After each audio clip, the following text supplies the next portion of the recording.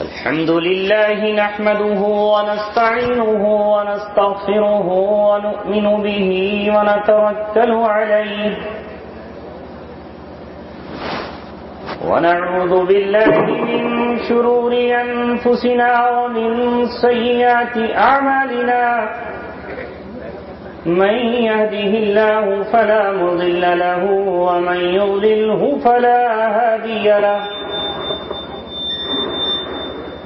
ونشهد أن لا إله إلا الله وحده لا شريك له ونشهد أن سيدنا وحبيبنا ومولانا محمدا عبده ورسوله أرسله بالحق بشيرا ونذيرا وداعيا إلى الله بإذنه وسراجا منيرا وصلى الله عليه وسلم تسليما كثيرا كثيرا أما بعد قال الله تبارك وتعالى في كتابه الكريم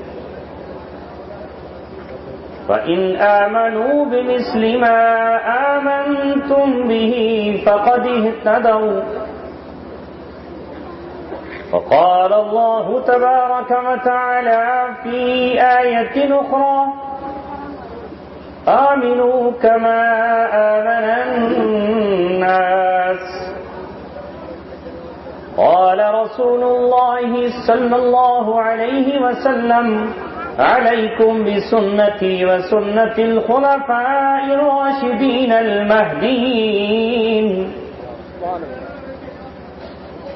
وقال رسول الله صلى الله عليه وسلم أصحابي كالنجوم بأيهم اقتديتم اهتديتم صدق رسوله النبي الكريم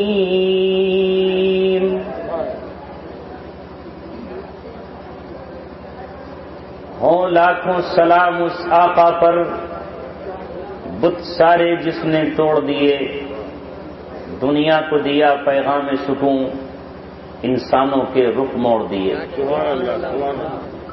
اس محسن عالم نے الیاس کیا کیا نہ دیا انسانوں کو دستور دیا منشور دیا کئی راہیں دی کئی موڑ دیے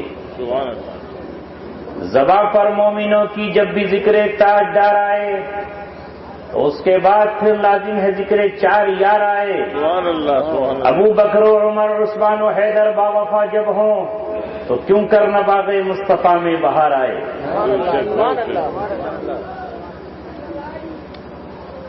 سرزمین امروہہ پر مسلم کمیٹی کی طرف سے الحمدللہ کئی سالوں سے سیرت کے اجلاس میں آنے کا اللہ تعالیٰ موقع فراہم کر رہا ہے میں اس دعوت پر مسلم کمیٹی کے تمام ارکان اس کے ذمہ داران کا تہہ دل سے شکر گزار ہوں کہ ربیع اول آتے ہی وہ مجھ ناچیز کو سرکار مدینہ کی مدح و ثنا کے لیے بلاتے ہیں اور اللہ تبارک و تعالیٰ اس شہر کے مختلف چوراہوں اور مختلف محلوں کے لیے ہم سب کو قبول فرماتا ہے جیسا کہ ابھی ناظم جلسہ صاحب نے اعلان فرمایا آج کا عنوان ہے خلفائے راشدین سے محبت جزو ایمان ہے اس میں کوئی شک نہیں اور اس میں کوئی ابہام نہیں کہ خلفائے راشدین کی شخصیات وہ ہیں کہ جن کی محبت اگر سینے میں نہ ہو جن کی عظمت اگر دل میں نہ ہو جن کا احترام قلب میں نہ ہو جن کی رتبہ اور مقام انسان کی سانسوں میں نہ ہو تو پھر وہ یاد رکھے ایمان اس کے سینے میں ہے نہیں ایمان اگر سینے میں ہے تو وہ ان صحابہ سے اور صحابہ میں بھی افضل الصحابہ خلفائے راشدین سے محبت کیوں کرنا کرے گا؟ دعا کیجئے کہ آج رسول اکرم صلی اللہ علیہ وسلم کے ان 4 خلفائے راشدین کی زندگی، ان کی قربانیاں، ان کی عظمتیں، ان کا مقام ہم جان سکیں، پہچان سکیں اور محبت کے چراغ اپنے سینے میں روشن کر سکیں۔ آئیے ذرا دیکھیں تو صحیح یہ کون ہے؟ اللہ تبارک و تعالیٰ نے انہیں کس کی صحبت کے لیے منتخب کیا؟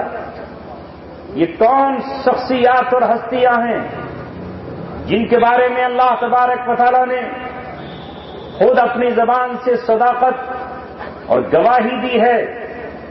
رسول پاک صلی اللہ علیہ وسلم کے صحابہ میں ایک تو وہ ہیں جو عام صحابہ ہیں، ان کے متعلق آپ سمجھ لیں، ساری دنیا یہ جان لے، تمام اہل السنہ والجماعت کا متفقہ فیصلہ ہے کہ صحابہ جو صحابی ہے اس صحابی کے مقام تک نہ کوئی غوث پہنچ سکتا ہے، نہ قطب پہنچ سکتا ہے، نہ ولی پہنچ سکتا ہے، نہ ابدال پہنچ سکتا ہے، نہ شہید پہنچ سکتا ہے۔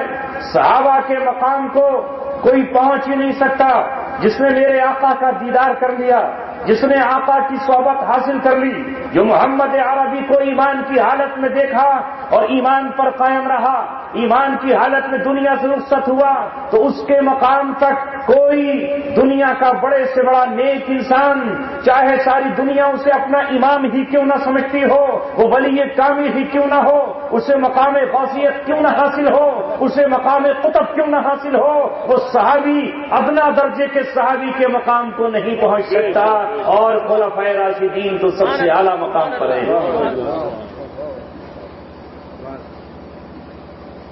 کیا کہنے، کہاں کہاں سے دلائل آپ کو دیے جائیں، خود زبانیں ترجمان رسول پاک نے معیار بنا دیا انہیں، قرآن نے انہیں معیار بنا دیا، ان کا ایمان معیار ہے اور ان کے ایمان کو قرآن نے معیار بنایا۔ سارا جہاں اچھی طرح سمجھ لے، رسول پاک صلی اللہ علیہ وسلم کے صحابہ کے ایمان کو اللہ تعالیٰ نے ایمان کامل قرار دیا۔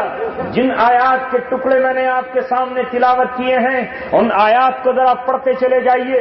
اللہ تبارک و تعالیٰ نے اعلان کیا، یہ یہودی جو خدا سے محبت کا دعویٰ کرتے ہیں، یہ عیسائی جو اللہ تبارک و تعالیٰ سے محبت کی بات کر رہے ہیں، یہ مشرکین عرب جو اپنے آپ کو ابراہیم کی اولادیں کہلا رہے ہیں، یہ بنی اسرائیل جو اپنے آپ کو حضرت اسرائیل کی اولاد اور یعقوب کی اولاد خیال کر رہے ہیں، سن لیں اچھی طرح، فَإِنْ آمَنُوا بِمِثْلِ مَا آمَنْتُمْ بِهِ، اگر یہ ایمان لائیں، کیسا ایمان؟ جیسا تم ایمان لے کر آئے ہو، اے ابو بکر یہ ایمان لائیں تیرے جیسا، اے عمر یہ ایمان لائیں آپ جیسا، اے عثمان یہ ایمان لائیں تمہارے جیسا، اے علی یہ ایمان لائیں تمہارے جیسا، تو اللہ تبارک و تعالیٰ انہیں راہ ہدایت پر چلنے والا قرار دے گا۔ اگر ان کا ایمان تمہارے ایمان سے میچ نہیں کھاتا، اگر ان کا ایمان تمہاری کسوٹی پر پورا نہیں اترتا، تمام دنیا کے انسانوں کے لیے قیامت کی صبح کے لیے اور قیامت تک کے لیے اللہ تبارک و تعالیٰ نے صحابہ کے ایمان کو کسوٹی قرار دیا ہے اور کہا آمینو کما آمن الناس، ایسا ایمان لاؤ جیسے صحابہ کرام ایمان لے کر آئے۔ سبحان اللہ، سبحان اللہ۔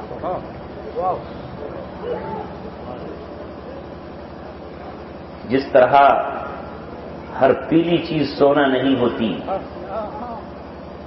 کسوٹی پر پرکھ کے پتہ چلتا ہے کہ یہ پیتل ہے کہ سونا ہے، گولڈ ہے کہ سلور پہ چڑھا ہوا پالش ہے، اسی طرح ہر دعوی ایمان نامکمل ہے، کسوٹی ہے ایمان صحابہ کرام کا۔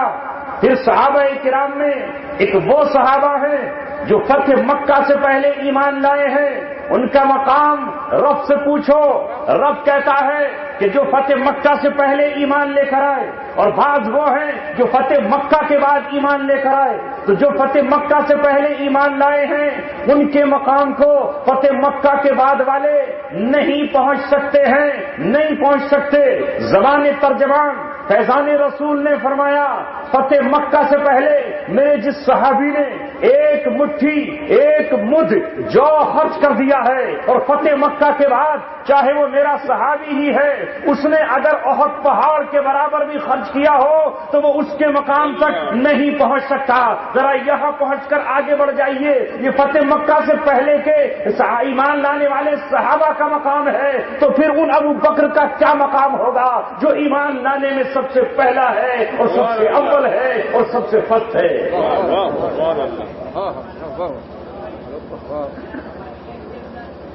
خلفائے راشدین کون ہے یہ؟ کیوں ہم انہیں خلفاء کہہ رہے ہیں؟ اللہ اکبر! کاش اس فلسفے کو نوجوانوں سمجھ لو۔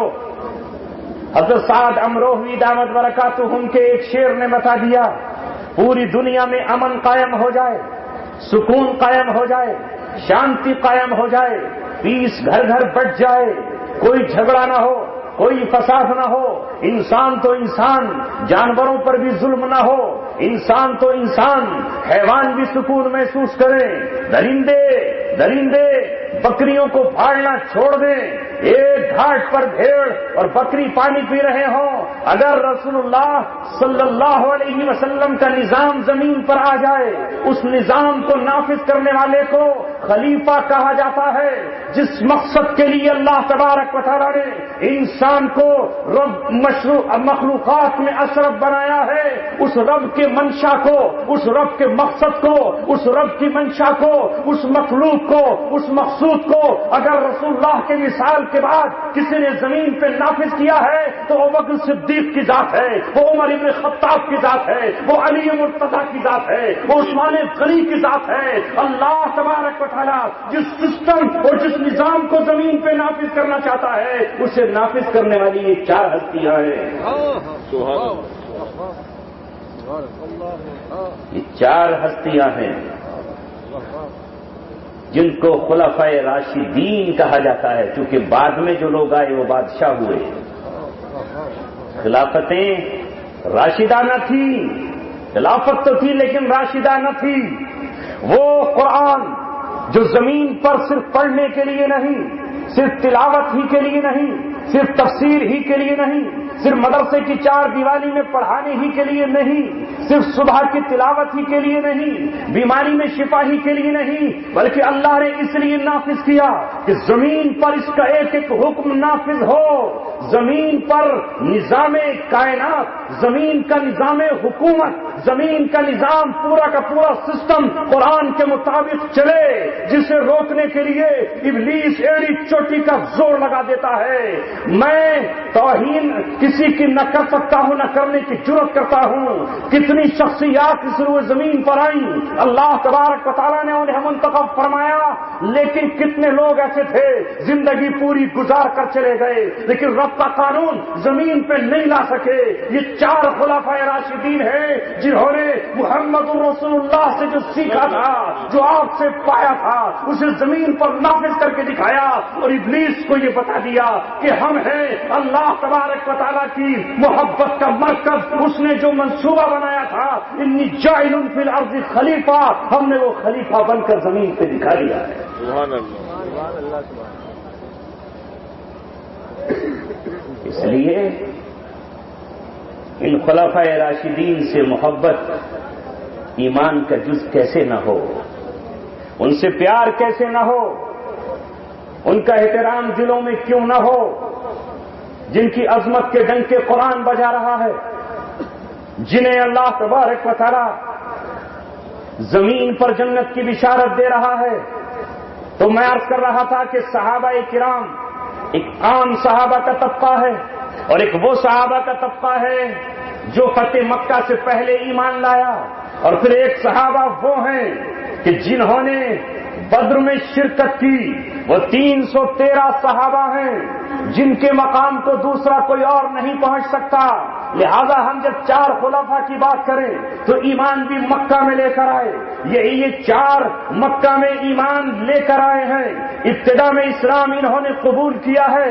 حضرت عمر نے اپنی تمام صلاحیتیں اسلام کی جھولی میں ڈال کر وہ ڈنکا بجایا جب ابو جہل یہ کہتا تھا کہ خانہ کعبہ میں اللہ اکبر نہیں کہنے دوں گا, خانہ کعبہ میں سجدہ نہیں کرنے دوں گا, خانہ کعبہ میں بتوں کی پرستش کے سوا کچھ نہیں ہوگا, خانہ کعبہ میں سیٹیاں اور گانوں کے علاوہ کچھ نہیں ہوگا.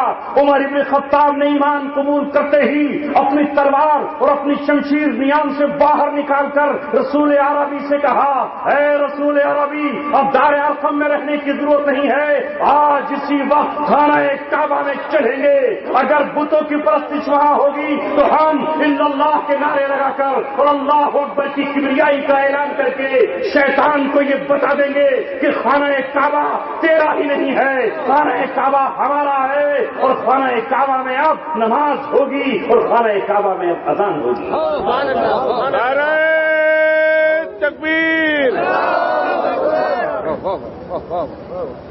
ان 4 کے تو کیا کہنے کہ 4 تو 4 ہی ہے. یہ 4 وہ روحیں ہیں جنہوں نے ابلیس کو ماتم کرنے پہ مجبور کیا. یہ 4 وہ ہیں جنہوں نے ابلیس کی چولے ہلا دی. یہ 4 وہ ہیں جنہوں نے ابلیس کے گھوڑوں کو واپسی پر مجبور کر دیا. یہ 4 وہ ہیں جو ہر وقت نبی پاک صلی اللہ علیہ وسلم کے شانہ بشانہ رہتے ہیں. عثمان غنی کی جھولی میں مال ہے, اے رسول بتا تجھے کیا چاہیے. رسول نے کہا مدینہ میں پہنچ کر مجھے اپنے مسلمانوں کے لیے, اپنی بیٹیوں اور بہنوں کے لیے, مجھے کمزوروں کے لیے کنویں کی ضرورت ہے. یہودیوں کے پاس مال ہے, ان کے پاس کنویں ہیں, اے عثمان تو کیا کنواں خرید سکتا ہے؟ حضرت عثمان نے کہا اے نبی, تیرے قدموں میں تیری چوکھٹ پہ سب کچھ قربان ہے, تو اشارہ کر تو سارا مال تیرا ہے.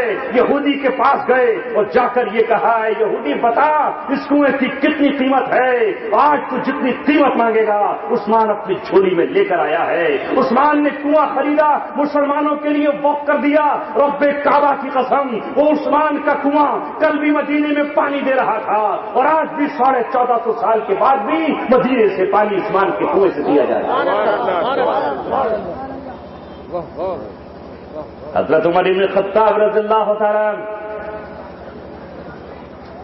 ایک 4 کی سیرت کو پڑھتے چلے جائیے, باب کھولتے چلے جائیے اور محبتوں سے دل بھرتے چلے جائیے. علی مرتضی شیر خدا, صاحب ذوالفقار, قاتل کفار, علی مرتضی کے کیا کہنے. نبی پاک صلی اللہ علیہ وسلم پر اس وقت ایمان لے آئے جب بچپن ایک عالم ہے, جب آپ نے اپنے خاندان کو بلایا اور بلا کر یہ کہا کہ لوگوں میرا ساتھ دو گے؟ اے میرے خاندان, چچا عباس بتاؤ میرے ساتھ آؤ گے, چچا حمزہ بتاؤ میرے ساتھ آؤ گے, ابو طالب بتاؤ میرے ساتھ آؤ گے. اے میرے چچا جان اور میرے خاندان کے لوگوں, میں جس پیغام کو لے کر آیا ہوں اس کے لیے میرا ساتھ دو گے؟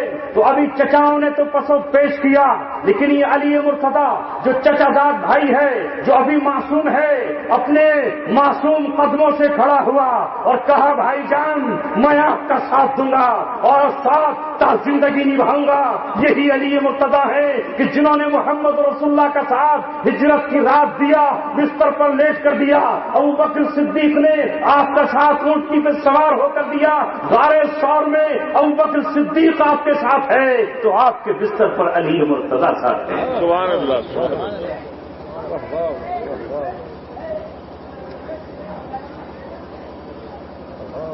جب بدر کا معرکہ پیش آیا, جن کے مقام کو اللہ تبارک و تعالیٰ نے نمایاں فرمایا, جو صحابہ بدر میں شریک ہو گئے, جو بدر میں شریک ہو گئے, ان کو اللہ تبارک و تعالیٰ نے بخشش کا پروانہ عطا کر دیا.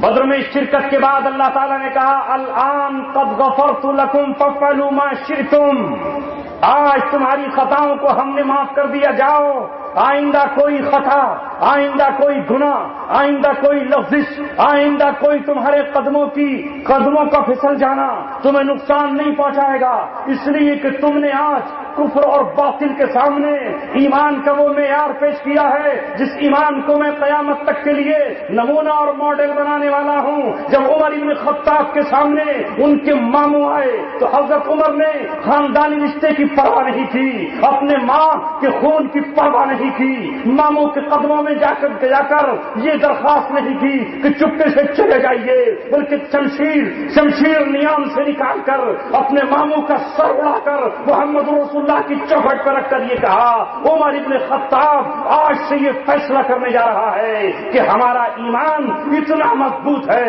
کہ اگر ہمارا اپنا باپ خطاب بھی سامنے آتا تو ہم اس کے ٹکڑے کر کے آپ کے قدموں میں ڈال دیں۔ ابو عبیدہ بن جراح نکلے میدان میں، باپ نظر آئے، بھول گئے باپ اور بیٹے کا رشتہ، محبت تھی رسول اکرم صلی اللہ علیہ وسلم سے، باپ کا سر قلم کر کے رسول اکرم کے قدموں میں رکھ کر کہا، اے اللہ کے رسول، کیا یہ ایمان کافی ہے؟ کیا یہ محبت کافی ہے؟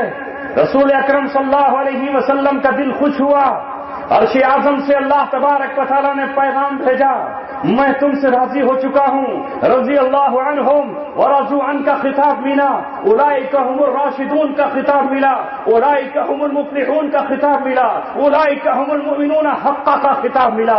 یہی وہ جماعت ہے جو سچی جماعت ہے، یہی وہ لوگ ہیں جو راہ حق پر ہیں، یہی وہ لوگ ہیں جو ہدایت پر ہیں، یہی وہ لوگ ہیں جن کی کامیابی قدم چومے گی۔ اللہ تبارک و تعالیٰ نے ان 4 شخصیات کو ان میں سے منتخب فرمایا، 313 پر عام رحمت اتری، ان 4 کو اللہ نے منتخب کیا، ان 4 کے ساتھ ساتھ اللہ تبارک و تعالیٰ نے 10 وہ صحابہ منتخب فرمائے کہ ایک ہی مجلس میں نبی کے ستارے بیٹھے ہوئے ہیں۔ رسول نے فرمایا، ابو بکر فی الجنہ، عمر فی الجنہ، عثمان فی الجنہ، علی فی الجنہ، طلحہ فی الجنہ، عبد الرحمن بن عوف فی الجنہ، زبیر فی الجنہ، سعید بن زید فی الجنہ۔ نبی پاک صلی اللہ علیہ وسلم نے 10 صحابہ کو کہا یہ جنتی ہے، لہذا جن کا امتحان دنیا میں لیا گیا ہو اور ان کا نتیجہ رسول اللہ نے پیش کر دیا ہو اور ان میں وہ 4 خلفائے راشدین ہوں تو ان سے محبت ایمان کا جز کیسے نہ ہوگی۔ دلائل پر دلائل سنتے چلے جائیے اور پھر اپنی قسمت پہ فخر کرتے چلے جائیے کہ اللہ تبارک و تعالیٰ نے آپ کے دلوں میں ان کی محبت پیدا فرمائی ہے۔ میں آپ کے سامنے گناتا چلا جا رہا ہوں۔ ایک طرف وہ لوگ ہیں جو بدر میں شریک ہوئے، ان بدر میں بھی یہ 4 موجود ہیں۔ اس کے بعد آگے بڑھ جائیے، صلح حدیبیہ کے موقع پر جب حضرت عثمان غنی رضی اللہ تعالیٰ عنہ کی شہادت کی افواہ اڑی کہ حضرت عثمان مکہ میں قتل کر دیے گئے، اب مکہ میں ان کی شہادت ہو چکی ہے، تو رسول عربی صلی اللہ علیہ وسلم نے بیعت لی۔ اس بیعت کو بیعت رضوان بھی کہا جاتا ہے، اس بیعت کو موت کی بیعت کہا جاتا ہے۔ آپ نے فرمایا، میرے صحابہ، اگر عثمان کا قتل ہو گیا ہے اور یقیناً اگر یہ خبر سچی ہے، جھوٹی ہے تو کوئی بات نہیں، آؤ میرے ہاتھ پر بیعت کرو۔ لہذا آپ نے 1500 صحابہ کی اپنے ہاتھ پر بیعت کی۔ حضرت عثمان موجود نہیں تھے۔ آپ نے فرمایا، اے اللہ، اگر عثمان زندہ ہے تو میں عثمان کی طرف سے ہی بیعت کرتا ہوں۔ آپ نے اپنا ہاتھ عثمان کی طرف سے رکھا۔ جب یہ 1500 ہاتھ ایک جگہ جمع ہوئے، رسول کے ہاتھ پر ہاتھ رکھا تو اللہ نے کہا، اب تمہارے اوپر میرا ہاتھ ہے، ید اللہ علی الجمع۔ اور اللہ تعالیٰ نے کہا، لقد رضی اللہ عن المؤمنین اذ یبایعونک تحت الشجرہ۔ اس پیڑ کے نیچے جتنے تیرے ہاتھ پر بیعت کر رہے ہیں، اللہ ان سے راضی ہو چکا ہے، اور آج سے اس بیعت کا نام بیعت رضوان ہے۔ کتنی شہادتیں چاہیے، کتنی گواہیاں چاہیے، جن سے اللہ راضی ہو ان سے محبت کیسے نہ کی جائے گی۔ ہم حضرت حسن اور حسین سے بھی محبت کرتے ہیں. کیوں کرتے ہیں؟ اس لیے کہ نبی ان سے محبت کرتے تھے. ایک دن نبی اکرم صلی اللہ علیہ وسلم نے اپنی چادر میں حضرت حسن کو لیا، حضرت حسین کو لیا، حضرت فاطمہ کو لیا، حضرت علی کو لیا اور چادر میں لے کر کہا اللہم ہؤلاء اہل بیتی، اے اللہ یہ میرے اہل بیت ہیں، میں ان سے محبت کرتا ہوں اور تو ان سے محبت کر، اور جو ان سے محبت کرے ان سے محبت کر. لہذا ہم حضرت حسین سے بھی محبت کرتے ہیں، ہم حضرت حسن سے بھی محبت کرتے ہیں، ہم حضرت علی سے بھی کرتے ہیں، ازواج مطہرات سے بھی محبت کرتے ہیں، آپ کی بیٹی حضرت زینب سے بھی محبت کرتے ہیں، حضرت فاطمہ سے بھی ہمیں محبت ہے، حضرت رقیہ سے بھی ہے، حضرت ام کلثوم سے بھی ہے. یہ سب کے سب نبی کی بیٹیاں ہیں اور نبی کے صحابہ سے ایک ایک سے ہم محبت کرتے ہیں. ارے حضرت حسن حسین سے آگے چلو تو ہم امام زین العابدین سے بھی محبت کرتے ہیں، امام باقر سے بھی محبت کرتے ہیں، موسیٰ کاظم سے بھی محبت کرتے ہیں، جعفر صادق سے بھی محبت کرتے ہیں. ان کی نسلیں قیامت تک جو آئیں گی ان سے محبت کرتے رہیں گے یہاں تک کہ قیامت کے قریب جب امام مہدی تشریف لائیں گے دنیا باتیں بناتی رہے. رب کعبہ کی قسم ہم امام مہدی کے لشکر میں ہوں گے اور ان کے لشکر میں ساتھ ہوتے ہوئے حضرت عیسیٰ سے جا ملیں گے.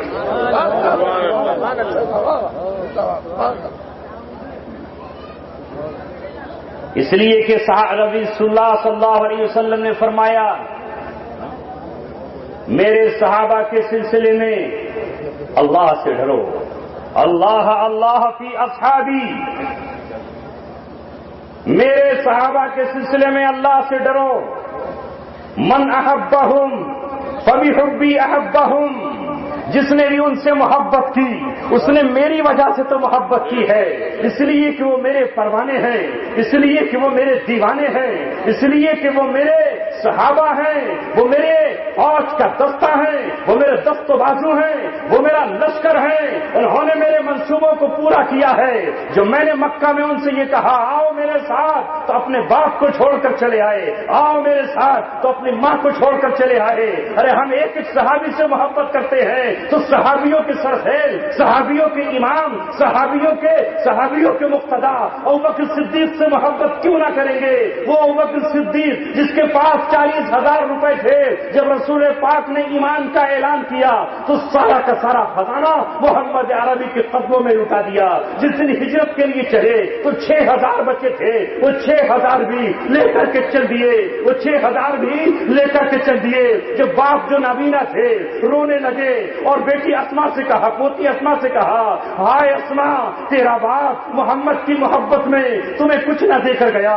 تو حضرت اسما نے پتھریاں لی، کنکریاں لی، تاک میں رکھ دی، اوپر سے کپڑا ڈال دیا اور دادا جان کا ہاتھ لے کر کہا دادا جان آپ کو گھبرانے کی ضرورت نہیں ہے، ابا جان درہم و دینار چھوڑ کر گئے ہیں. ہاں ہاں وہ اسما جس نے ابو جہل کا تماشا کھایا اور ابو جہل سے کہہ دیا ابو جہل یہ ابو بکر کی بیٹی ہے، اگر جسم کا خون نچوڑ دے گا، اگر بوٹی بوٹی کر دے گا، اگر تو میرے جسم کے ٹکڑے کر کے فضاؤں میں پھینک دے گا تو ہر ٹکڑے سے محمد کی محبت ٹپک رہی ہوگی. تو مجھ سے راز پوچھنا چاہتا ہے محمد کہاں ہے؟ اپنی طاقت آزما، جسم کا کوئی حصہ تجھے راز نہیں دے گا. میں ابو بکر صدیق کی بیٹی ہوں. ہم حضرت عائشہ سے بھی محبت کرتے ہیں، ابو بکر صدیق کی بیٹی حضرت اسما سے بھی محبت کرتے ہیں.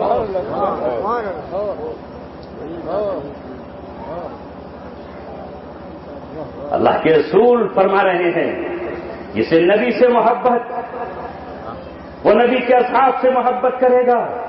ومن ابغضهم فببغض ابغضهم، جسے نبی سے محبت نہیں وہی صحابہ سے محبت نہیں کرے گا.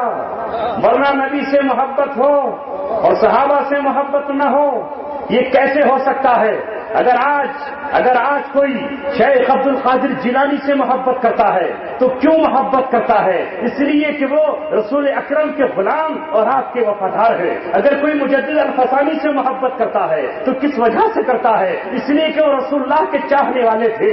آپ کے شہر میں شاہ ولایت سے اگر آپ محبت کرتے ہیں تو شاہ ولایت کون تھے؟ یہ کیا تھے؟ یہ رسول اللہ صلی اللہ علیہ وسلم کے ادنا غلام تھے. یہ صحابہ کے غلاموں کے غلام تھے، تو جب ان سے ہم محبت کرتے ہیں تو رسول پاک صلی اللہ علیہ وسلم کے اجل صحابہ سے محبت کیوں نہ کرے؟ یقیناً یہی ہمارا جزو ایمان ہے۔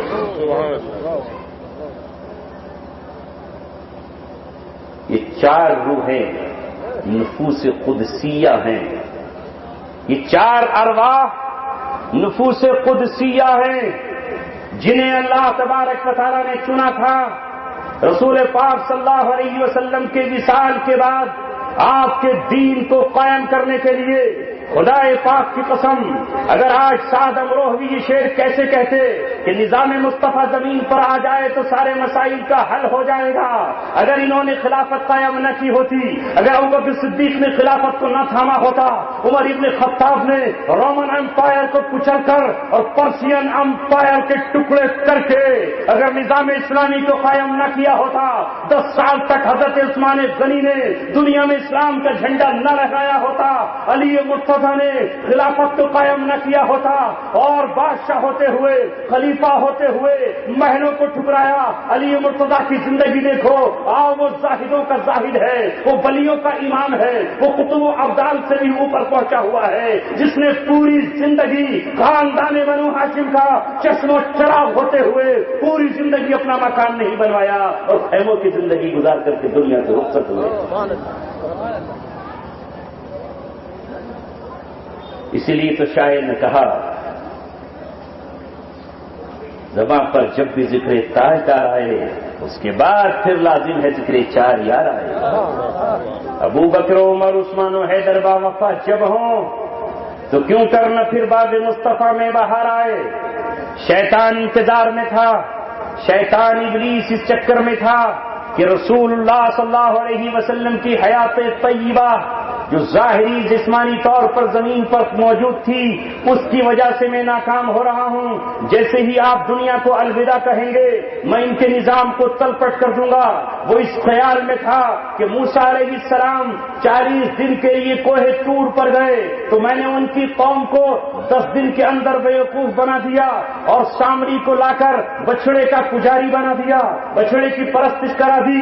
اس قوم کو میں نے کس طرح گمراہ کر دیا، جس نے سمندر کو پھٹتے ہوئے دیکھا، جس قوم نے سانپ کو لاٹھی اور لاٹھی کو سانپ بنتے ہوئے دیکھا، جس قوم نے ٹڈیوں کا عذاب دیکھا، جس قوم نے پانی کو خون ہوتے ہوئے دیکھا، جس قوم نے مینڈکوں کا فرعون پہ عذاب دیکھا، جس قوم نے حضرت موسیٰ علیہ السلام کے معجزات کو دیکھا، 10 دن کے اندر سامری کے سحر سے اور سامری کے اثر سے اس ابلیس نے پوری قوم کو بھٹکا دیا، گمراہ کر دیا، بغاوت پر اتارو کر دیا۔ وہ حضرت ہارون کے قتل کرنے کے در پہ ہو گئے۔ وہ سمجھ رہا تھا کہ جب میں موسیٰ جیسے جلیل القدر نبی کی امت کو گمراہ کر سکتا ہوں، میں نے کس طرح انہیں قوم عمالقہ کی طرف بڑھنے سے روک دیا۔ لہذا جب رسول اللہ دنیا میں موجود نہ ہوں گے جسم کے ساتھ تو میں ان کی امت کو گمراہ کر دوں گا، لیکن اسے پتا نہیں تھا کہ یہاں ابوبکر صدیق منصب نبوت کے بعد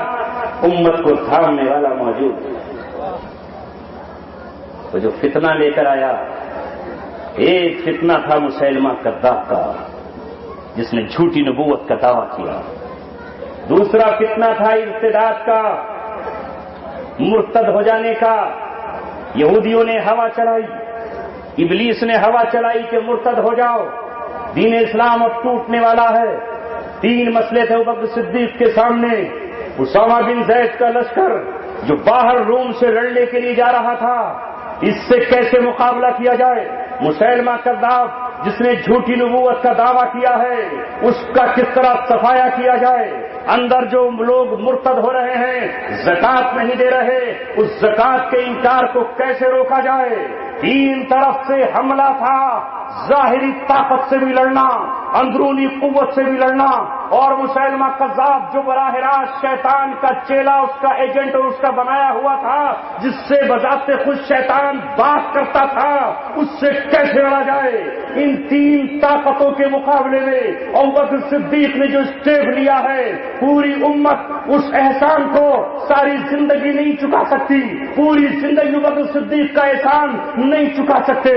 امت کیسے چکائے گی جب خود سرور دو عالم نے یہ کہا، سرور دو عالم نے یہ کہا، میں نے ہر شخص کا احسان چکا دیا ہے، کسی کا مجھ پر کوئی احسان نہیں ہے، اگر مجھ پر کوئی ایک مرتبہ درود پڑتا ہے اللہ اس پر 10 رحمتیں بھیجتا ہے، 10 درجے بلند ہوتے ہیں، 10 گناہ معاف ہوتے ہیں۔ لیکن نبی نے فرمایا سنو لوگوں، اگر کسی کا مجھ پر احسان ہے جو میں اس دنیا میں ادا نہیں کر سکا ہوں تو وقت صدیق کی ذات ہے،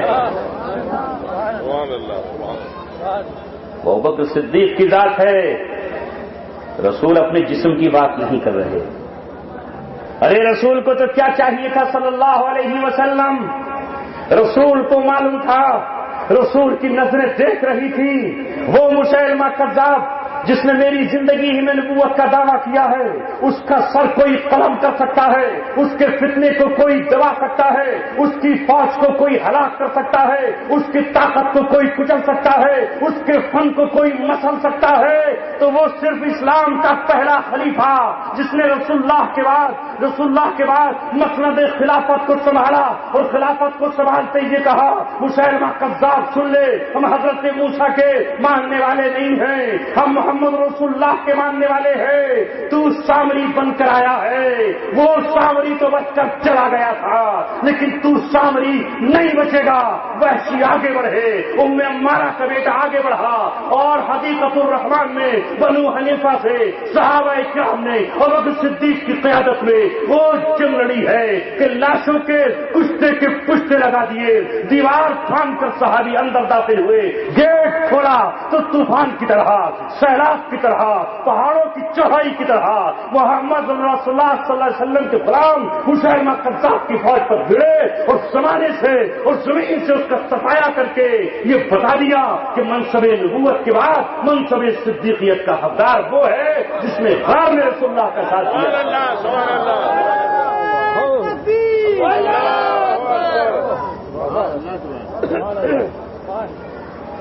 ادھر مرتدین کھڑے ہوئے، ادھر اسامہ بن زید کے لشکر کی روانگی کا مسئلہ تھا جو رومیوں سے عیسائیوں سے لڑنے جا رہا تھا۔ آئے صحابہ کرام، اے ابوبکر صدیق ذرا نرم ہو جاؤ، اسامہ کا لشکر روانہ مت کرو۔ ابوبکر صدیق نے کہا خدا کی قسم مجھے رسول اللہ نے اپنی زندگی میں مسجد کا امام یوں ہی نہیں بنایا تھا، رسول اللہ میرا امتحان لے رہے تھے۔ عائشہ نے کہا تھا اے اللہ کے رسول میرے ابا کو مت کھڑا کیجئے، سب سے زیادہ رحم دل ہیں، آپ پیچھے ہوں گے تو وہ نماز نہیں پڑھا پائیں گے۔ حضرت نبی پاک نے فرمایا عائشہ ہاں میں نے اعلان کر دیا ہے، اور ہم امتی بھی امتی ابو بکر، میری امت میں سب سے رحم دل ابو بکر ہے، لیکن سب سے بہادر بھی وہی ہے، سب سے جری بھی وہی ہے، سب سے زیادہ طاقتور بھی وہی ہے، سب سے زیادہ قوت والا بھی وہی ہے۔ میں یہ میسج اپنی امت کو دینا چاہتا ہوں کہ جس کو میں نے اپنے سامنے مسجد نبوی کی امامت سونپی ہے، میرے بعد خلافت کا مستحق وہی ہوگا، میرے بعد منصب خلافت تو وہی تھام سکتا ہے، جو مسجد کی امامت میری زندگی میں کر سکتا ہے، وہ امامت کبریٰ کا حقدار بھی وہی ہے۔ اور صحابہ نے اسی اشارے سے آپ کے ہاتھ پر بیٹھ کر نعرہ تکبیر، آپ نے کہا میں اپنے رسول کے نقش قدم پر چلوں گا، ہو بہو چلوں گا۔ دنیا والوں، اگر جنگل کے درندے آ جائیں، آسمان سے بجلیاں کون جائیں، سارا جہاں کر آ جائے اور کہے ابوبکر صدیق سے کہ اسامہ بن زید کا لشکر روک دو، اور ابوبکر صدیق کسی کی نہیں مانے گا، مجھے اپنی لاش کی کوئی پرواہ نہیں ہے کہ وہ مدینے کی گلیوں میں کوئی اسے کھینچ رہا ہو یا اسے کوئی کہیں لے جا رہا ہو، اسامہ کا لشکر روانہ ہوگا جس سے میرے نبی نے اپنی زندگی میں روانہ کیا ہے، جس کا پرچم میرے نبی نے اپنے ہاتھ سے لگایا ہے، اسامہ جا کر رہے گا، کسی کی نہیں سنوں گا۔ اگر میں یہاں رک جاتا ہوں تو پھر میں اپنے حبیب کو کیا منہ دکھاؤں گا؟ یہ لشکر جائے گا مدینہ چاہے کچھ بھی ہو جائے۔ ادھر لشکر کو روانہ کیا، ادھر زکات کے انکار کرنے والوں نے جب یہ کہا کہ بیت المال میں زکات نہیں دیں گے تو ابوبکر صدیق نے کہا سنو اینقص الدین وانا حی، میری زندگی میں دین ٹوٹ نہیں سکتا، میری زندگی میں دین میں کمی کبھی نہیں ہو سکتی. میں نے اپنے محبوب کو زکات بیت المال میں جمع کرتے ہوئے دیکھا ہے. میں نے اپنے محبوب کو زکات بیت المال میں اکٹھا کرتے ہوئے دیکھا ہے. عاملین جاتے تھے, زکات لے کر آتے تھے, اونٹ لاتے تھے, بکریاں لاتے تھے, سونا اور چاندی لاتے تھے.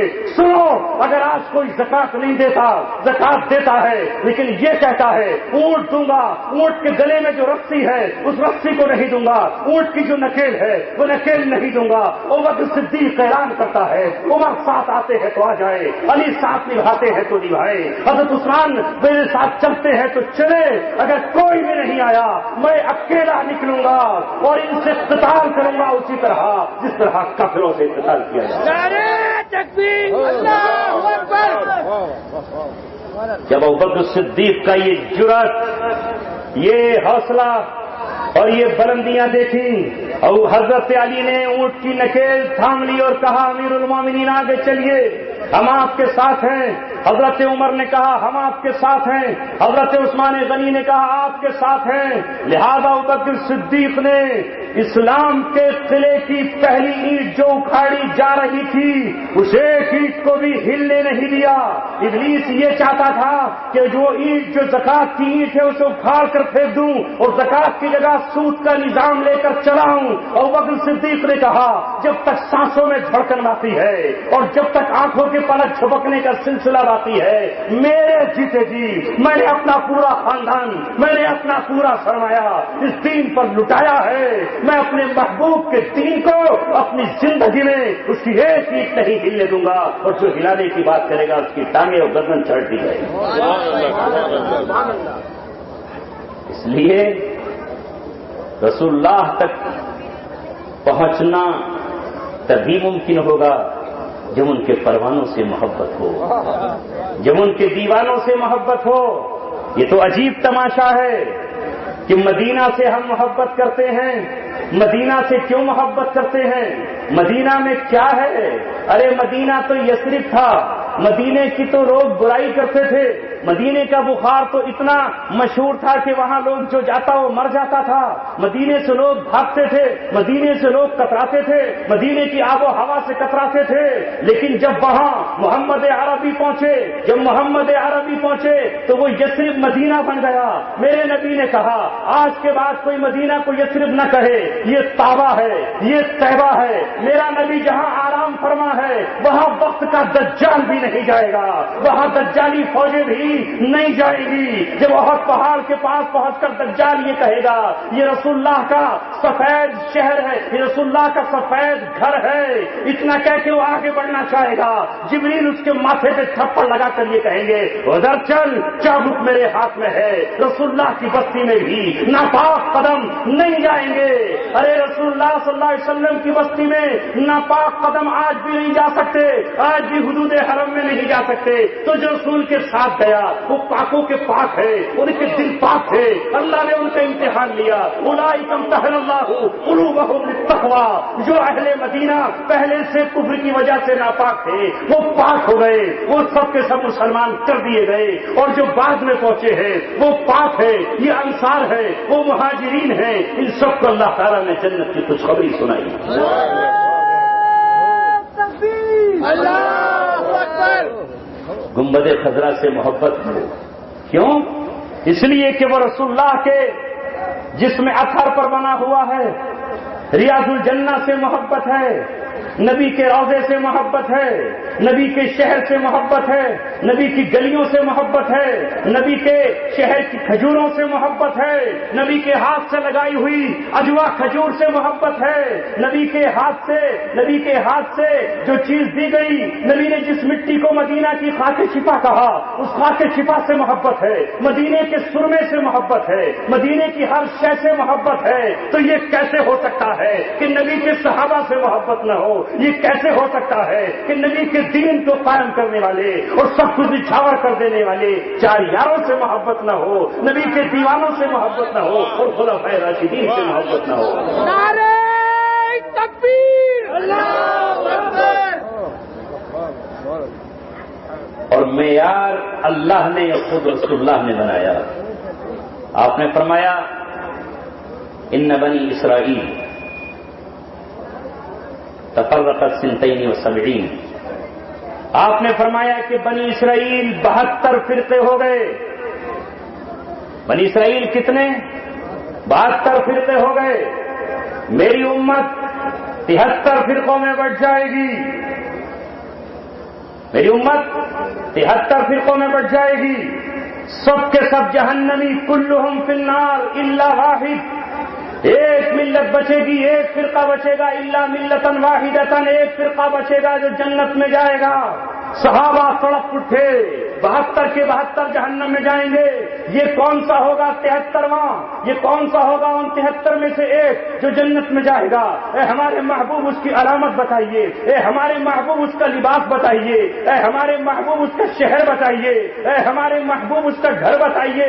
اے ہمارے محبوب اس کی علامت بتائیے. وہ کون سا فرقہ ہوگا؟ تو نبی پاک صلی اللہ علیہ وسلم نے یہ نہیں کہا کہ وہ ہندوستانی ہوں گے، یا وہ پاکستانی ہوں گے، یا وہ ایرانی ہوں گے، یا وہ عراقی ہوں گے، یا وہ شامی ہوں گے، یا وہ یمنی ہوں گے، یا وہ سعودین ہوں گے، وہ آپ نے یہ وہ عربین ہوں گے.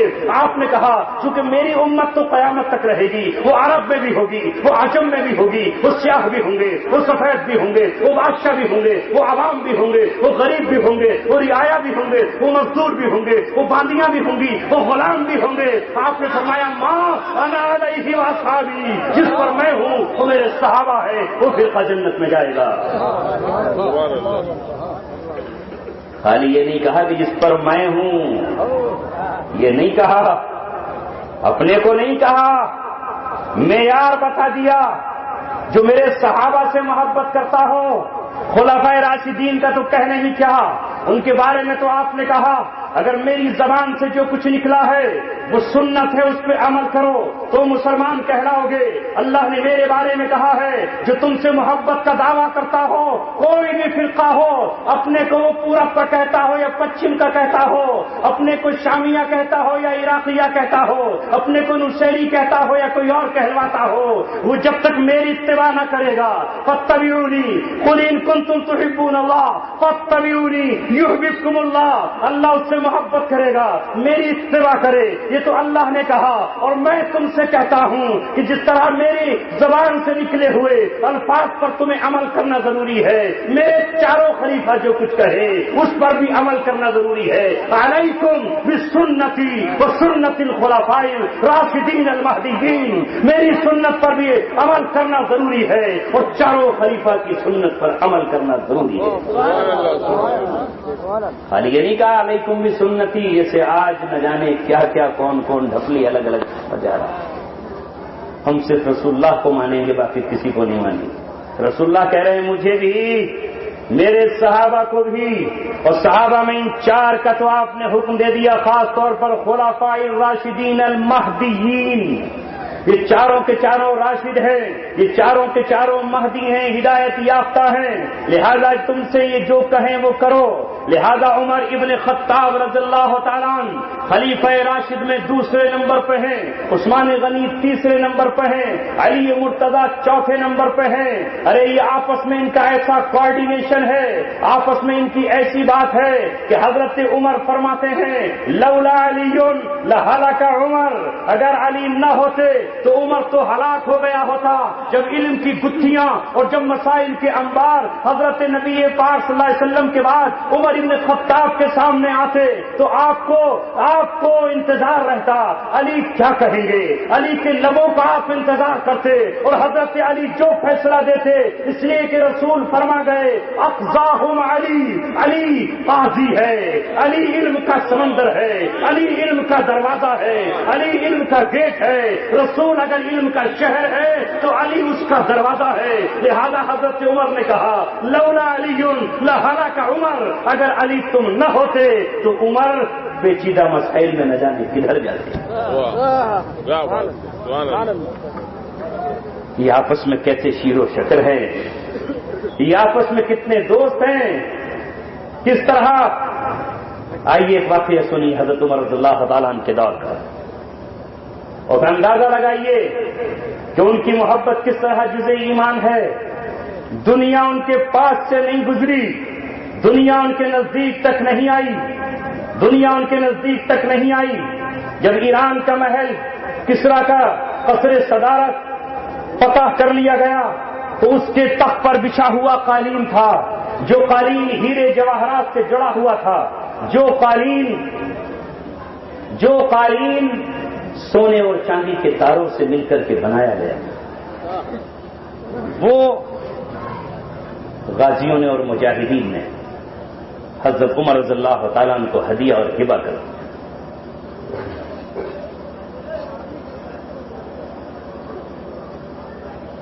کوئی حرج نہیں تھا، ہدیہ اور ہبہ چلتا رہتا، لیکن جب یہ قالین آیا، مسجد نبوی میں آپ نے ہنگامی میٹنگ بلائی اور صحابہ کا اجلاس بلا کر صحابہ سے کہا یہ خط ہے مجاہدین کا جنہوں نے ایران سے بھیجا ہے، یہ قالین ہے جو کسرا کے تخت پر بچھتا تھا، مجھے ہدیہ کیا ہے، اس سلسلے میں میں آپ سے رائے لینا چاہتا ہوں۔ جس وقت میٹنگ بلا رہے تھے صحابہ سمجھے کہ شاید کسی محاذ سے شکست کی خبر آ گئی ہے، اس لیے حضرت عمر پریشان ہو کر ایمرجنسی میٹنگ بلا رہے ہیں۔ سب گھبرائے، کہا اتنی معمولی سی بات کے لیے آپ نے اہم صحابہ کو جمع کیا؟ آپ نے کہا ہاں اسی کے لیے میں نے جمع کیا ہے۔ سب نے مسکرا کر کہا ہدیہ نبی پاک علیہ الصلوۃ والسلام کی سنت ہے، آپ ہدیہ قبول فرما لیجئے، اس میں کون سی بات ہے مشورہ کرنے کی۔ لیکن آپ کی نظریں سیدنا علی ابن ابی طالب کی طرف لگی ہوئی تھی۔ آپ نے کہا علی آپ کی رائے کیا ہے؟ آپ خاموش ہیں، ابھی رائے نہیں دے رہے۔ حضرت علی نے کہا اے امیر المومنین، اگر آپ اب میری رائے پوچھنا چاہتے ہیں اور اس پہ عمل کرنا چاہتے ہیں تو میری رائے یہ ہے کہ اس قالین کے ٹکڑے کر دیے جائیں، اس کے تار کھینچ لیے جائیں، ہیرے جواہرات اکھاڑ لیے جائیں، اور جس طرح مال غنیمت میں مجاہدین کو 5واں حصہ دیا جاتا ہے، اس کا بھی 5واں حصہ، جس طرح مال غنیمت میں 5واں حصہ نکال کر اللہ کو دیا جاتا ہے، خزانے میں جمع کیا جاتا ہے، 5واں حصہ جمع کر دیا جائے اور باقی مجاہدین میں تقسیم کر دیا جائے۔ حضرت عمر کی لب کھل اٹھے اور فرمایا علی اسی کا تو انتظار تھا، اس کے تار نوچ دیے جائیں، علی کے فیصلے کو نافذ کر دیا جائے۔ حضرت علی رضی اللہ تعالیٰ نے اس لیے اس فتوے کو جاری فرمایا، آپ کے دل میں کبھی دنیا گزری ہی نہیں اور ان اصحاب کے دل پر کبھی دنیا کا گزر ہی نہیں۔ رسول پاک صلی اللہ علیہ وسلم نے ہر ایک کے سلسلے میں فضائل بیان فرمائے، اور کیوں نہ بیان فرماتے۔ حضرت عمر کے سلسلے میں آپ کہتے ہیں لو کان بعدی نبیا لکان عمر، اگر میرے بعد کوئی نبی ہوتا، نبوت کا دروازہ بند نہ ہوتا تو عمر ابن خطاب کو اللہ تبارک و تعالی نبی بنا تھا، وہ نبوت کے مقام پر فائز ہوتے، انہیں جو اللہ نے دیانت عطا کی، انہیں جو اللہ تعالیٰ نے جو سیاست عطا کی، انہیں جو حکمرانی کے در سکھائے، انہیں جو باطل کے توڑ اللہ تبارک و تعالیٰ نے عطا کیے، وہ اس لائق تھے کہ وہ منائے جاتے۔ ان کی شان میں رسول اللہ کی احادیث موجود ہیں اور ان کی منشا کے مطابق اللہ تبارک و تعالیٰ نے ایک مرتبہ نہیں بلکہ بار بار قرآن کو نازل فرمایا۔ ادھر عمر ابن خطاب کے دل میں یہ تمنا پیدا ہوئی، کاش اللہ تبارک و تعالیٰ ازواج پردے کا حکم نازل فرما دے، اس لیے کہ بعض منافقین جو سامنے سے تو ایمان کا اظہار کرتے ہیں لیکن اندر نفاق کی بیماری ہے، اندر بیماری ہے، چور ہے، وہ اہل ایمان کی عورتوں کے پاس سچی نیت سے نہیں جاتے، لہذا ارادہ کیا۔ اللہ تبارک و تعالیٰ نے کہا، اللہ رب العزت نے فرمایا یا ایھا النبی قل لازواجک وبناتک ونساء المؤمنین، میرا عمر کڑ رہا ہے، عمر تڑپ رہا ہے، عمر کی آرزو یہ ہے کہ پردے کا حکم نازل ہو جائے، قرآن بن کے اتر جائے، اما عائشہ پردہ کرے، بیٹی فاطمہ پردہ کرے، حضرت حفصہ پردہ کرے، حضرت زینب پردہ کرے، فاطمہ پردہ کرے، اور قیامت تک مسلمانوں کی بیٹیاں پردہ کریں، مسلمانوں کی عورتیں پردہ کریں، رب کا کلام نازل ہو جائے۔ لہذا اللہ نے قرآن نازل کر دیا۔ آج اگر میری بیٹی کو حیا ملی ہوئی ہے، مسلمان بچیاں غیرت کی چادر میں لپٹی ہوئی ہیں، تو اللہ تبارک و تعالیٰ نے عمر کی منشا کے مطابق قرآن کو اتار کر اس امت کا مسیحا حضرت عمر کو قرار دے دیا۔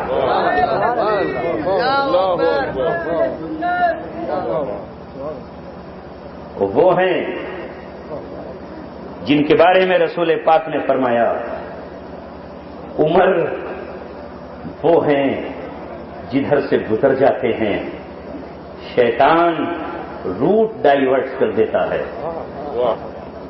راستہ چینج کر دیتا ہے۔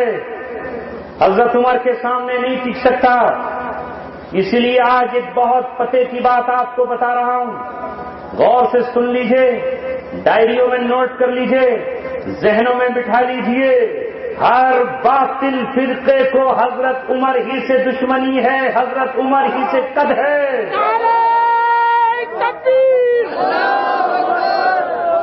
کیوں؟ اس لیے کہ عمر ابن خطاب رضی اللہ تعالیٰ عنہ وہ ہیں جنہوں نے ابلیس کے تار و پود اکھوڑ کر پھینک دیے اور وہ فیصلہ دیا کہ قیامت کی صبح تک جن راستوں سے ابلیس آ سکتا تھا ان دروازوں کو بند کر دیا۔ ان میں ایک راستہ وہ ہے کہ ابلیس آ سکتا تھا، داخل ہو سکتا تھا وہاں تک، یعنی اللہ کے گھروں تک، مسجدوں تک۔ حضرت عمر نے صحابہ کی موجودگی میں، خلفائے ثلاثہ کی موجودگی میں، اصحاب کی موجودگی میں اعلان کیا، اعلان کر دو مسلمانوں کی بیٹیاں آج کے بعد گھروں میں نماز پڑھیں، آج کے بعد اپنے مکانوں میں نماز پڑھیں، رسول اللہ کی منشا کے مطابق نماز پڑھیں، وہ مسجدوں میں نہ آئیں۔ آپ کو دکھ رہا تھا 21ویں صدی میں یہ حال ہوگا کہ جینز اور شرٹ چل رہی ہوگی، 21ویں صدی میں یہ حال ہوگا کہ برقعے اتار کر مسلمانوں کی لڑکیاں پھینک دیں گی، کالج اور یونیورسٹی کی تعلیم انہیں بے محابہ بھیجے گی، ابلیس انہیں مسجد کے نام پر مسجد میں لے کر آئے گا، وہ مسجدیں نہیں رہ جائیں گی، وہ دوسرے دھرموں کی طرح صرف میلے بن جائیں گی، عبادت گاہ نہیں رہے گی بلکہ عورتوں کا مرکز بن جائے گی۔ عمر ابن خطاب نے ابلیس کی کمر پر یہ کوڑا برسایا، اگر وہ یہ فیصلہ نہ کرتے تو آج ہم کیسے فیصلہ دیتے؟ کوئی کہتا یہ تمہارا فتویٰ ہے، ہم کہتے ہیں ہمارا نہیں، یہ رسول کا فتویٰ ہے، رسول کہہ کر گئے ہیں علیکم بسنتی وسنت الخلفاء الراشدین المہدیین۔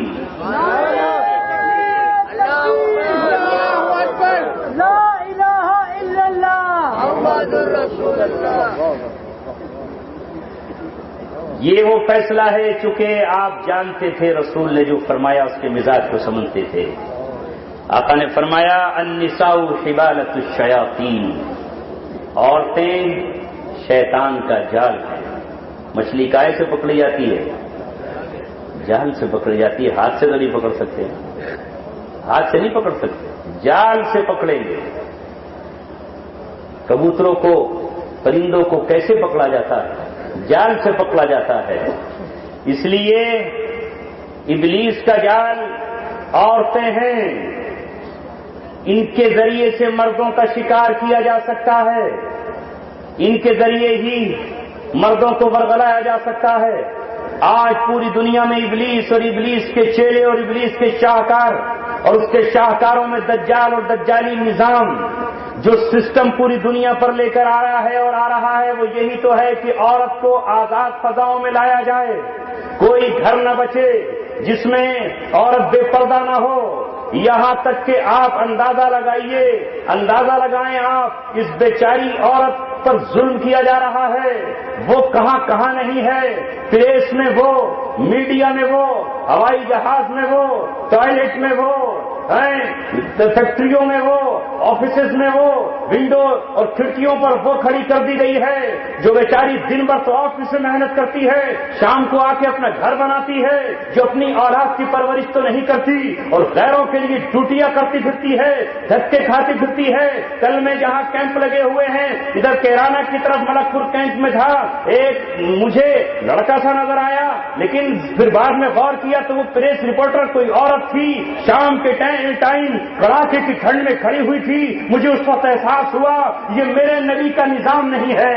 آج اگر عمر ابن خطاب، عثمان غنی، علی مرتضیٰ کا نظام ہوتا تو یہ بہن اپنے بھائی کے پاس ہوتی، یہ اگر ماں ہے تو اپنی بیٹوں کے پاس ہوتی، یہ اگر بیوی ہے تو اپنے شوہر کے پاس ہوتی. یہ آج کڑاکے کی ٹھنڈ میں چند سکوں کے لیے یہاں کھڑی ہوئی ہے. یہ وہ باطل نظام ہے کہ جس کو ابلیس لے کر آیا. حضرت عمر رضی اللہ تعالیٰ جانتے تھے، اس لیے حضرت عمر ابن خطاب نے اسی وقت پابندی عائد کر دی کہ مسجد میں بھی عورت نہیں آئے تو ہاسپٹل میں ہے اور آفس میں اور یہاں کیسے جا سکتی.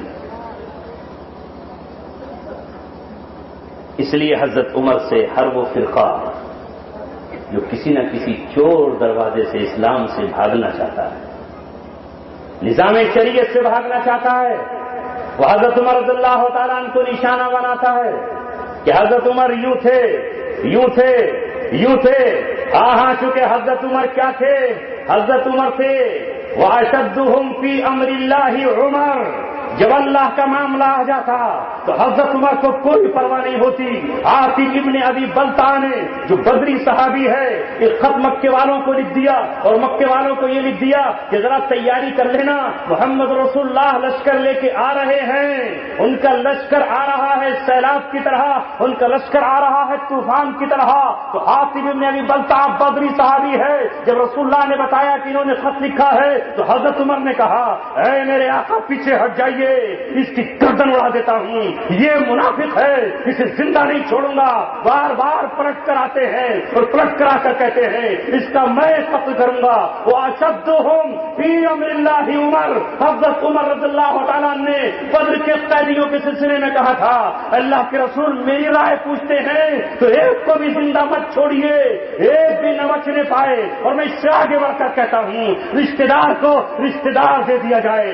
میرا تو کوئی رشتہ دار آیا نہیں ہے، میرے خوف کی وجہ سے ایک آیا تھا میرا ماموں، اس کا خون بہا کر میں نے بتا دیا اللہ تبارک و تعالیٰ کو کہ تیرے نبی کے مقابلے پر نکلنے والا زندہ ٹانگوں سے واپس نہیں جائے گا.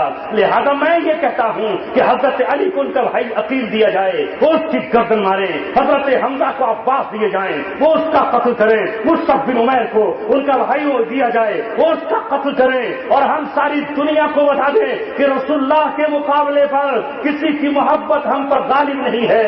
رسول اللہ کو اختیار تھا، آپ نے اکثریت کی رائے کا فیصلہ مانا، لیکن جب قرآن آیا، جب اللہ تبارک و تعالیٰ نے اپنی زبان کھولی اور جب جبریل آئے تو رسول اللہ نے فرمایا فیصلہ اللہ کا حضرت عمر کے ساتھ ہے. وہی رائے اللہ کو پسند تھی.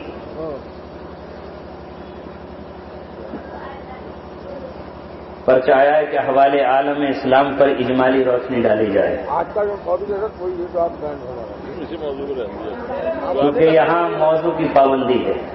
جیسے علامہ اقبال نے کہا ہے کہ یہاں جینے کی یہاں مرنے کی پابندی، وہاں جینے کی پابندی.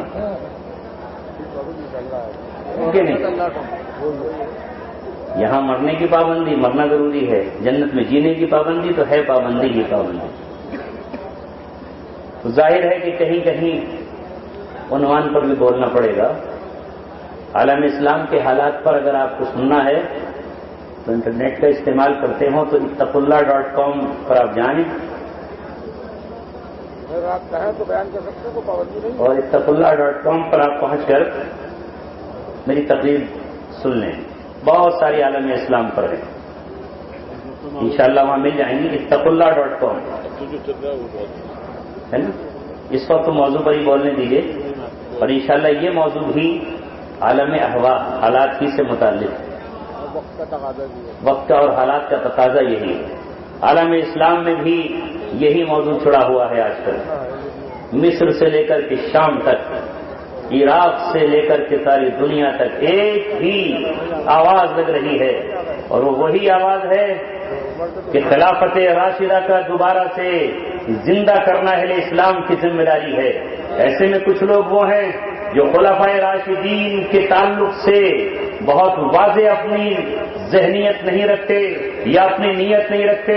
امت مسلمہ کو پوری طرح یہ وضاحت کر دینی چاہیے اس وقت بھی عالم اسلام کی لکیر کھنچ چکی ہے. حق ایک طرف ہے اور باطل ایک طرف ہے. ایک طرف وہ لوگ ہیں جو رسول پاک صلی اللہ علیہ وسلم کی اس حدیث پر عمل کر رہے ہیں، ما انا علیہ واصحابی، جس پر میں ہوں اور میرے صحابہ ہیں، وہی حق پر ہیں جو نبی اور نبی کے صحابہ کے نقش قدم پر ہیں، اور جو نبی اور صحابہ کے نقش قدم پر نہیں ہیں یاد رکھیے وہ باطل پر ہیں. میں نے یہی عرض کیا کہ حضرت عمر بن خطاب رضی اللہ تعالیٰ عنہ کی زندگی ہی میں تو سب کچھ موجود ہے. جب آپ کے پاس ایک شخص مسلم نام لے کر آیا، اپنے آپ کو مسلمان ظاہر کرتے ہوئے آیا، اور اس نے آ کر یہ کہا کہ اے اللہ کے محبوب ہم آپ کے پاس آئے ہیں اپنا جھگڑا اور قضیہ لے کر، اور اس جھگڑے میں فیصلہ آپ سرکار مدینہ نے فرمایا تھا یہودی کے حق میں، لہذا وہ شخص جو مسلمان تھا اس فیصلے کو نہ مان کر ابوبکر صدیق کی خدمت میں گیا. آپ نے فرمایا کہ فیصلہ وہی ہے جو آقا نے فرما دیا، جو رسول عربی نے کر دیا، دوسرا کوئی فیصلہ نہیں دیا جائے گا.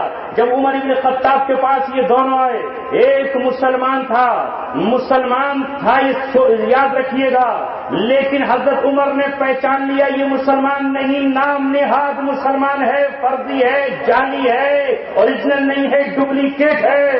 جس کے دل میں رسول پاک صلی اللہ علیہ وسلم کی محبت نہیں، اس کا ایمان کا دعویٰ کیا؟ کہا فیصلہ کرائے گا مجھ سے، آپ فیصلہ تیرا کیے دیتا ہوں. 2 منٹ ٹھہر جب تک پانی پی. میں بھی آیا، اندر گھر میں گئے، تلوار نکال کر لائے، اور یہ جو مسلمان تھا اس کا سر قلم کر کے یہ کہا جو میرے محبوب، جو اللہ کے محبوب، جو قرآن اترنے والے داعی اور محسن انسانیت کے فیصلے کو نہ مانے، عمر کا فیصلہ یہی ہے، عمر سے محبت کرنے والا قیامت تک کسی فیصلے پر قائم رہے گا. اللہ کے رسول نے یوں ہی نہیں کہا علیکم بسنتی و سنت الخلفاء الراشدین المہدیین، تم پر میری سنت بھی، میرے خلفاء کی سنت بھی، لہذا تمہارے دور میں بھی اگر یہ مرحلہ پیش آ جائے تو عمر کی سیرت، عمر کی زندگی موجود ہے. جب باویلا مچایا گیا اور اس وقت یہ کہا گیا کہ یہ تو ایک مسلمان کا قتل کر دیا، بھولا بھالا تھا، صرف یہ چاہتا تھا کہ بیچ کی کوئی راہ نکل جائے، کوئی مفاہمت کا راستہ نکل جائے. رسول اللہ نے حضرت عمر کو طلب کر لیا، اے عمر ذرا تشریف لائیے، آپ نے ناحق ایک مسلمان کا خون بہا دیا ہے. حضرت عمر نے کہا جو آپ کے فیصلے کو نہ مانے وہ مسلمان کیسے رہ سکتا ہے، وہ تو مرتد ہو گیا ہے. انتظار کیا، ابھی صحابہ بیٹھے ہوئے ہیں کہ جبریل آئے اور آ کر یہ کہا عمر کا فیصلہ رب کا قانون بن گیا ہے. فلا وربک لا یؤمنون حتی یحکموک فیما شجر بینہم ثم لا یجدوا فی انفسہم حرجا مما قضیت ویسلموا تسلیما. تیرے رب کی قسم جو بھی اپنے جھگڑوں میں، اپنے معاملات میں تجھے فیصل نہ بنائے، تجھے حکم نہ بنائے، تیرے علاوہ کسی اور کو تلاش کرے تو پھر وہ مومن نہیں ہے. عمر نے مرتد کا قتل کیا ہے اور مرتد کا قتل اسلام میں واجب ہے. نعرہ تکبیر. میرے دوستو، عزیزو اور ساتھیوں، آج الحمدللہ سیرت کمیٹی کے ذمہ داران اور اللہ کی طرف سے میرے لیے انتخاب کیا گیا. مجھے کل پتا چلا میرا یہ عنوان ہے. گزشتہ سال عنوان تھا رزم حق و باطل تو فولاد ہے مومن. اب چونکہ خلفائے راشدین کے نقش قدم پر جب تک ہم نہیں چلیں گے، نہ موجودہ حالات کا کوئی مسئلہ حل ہونے والا، نہ آئندہ کوئی حل ہونے والا.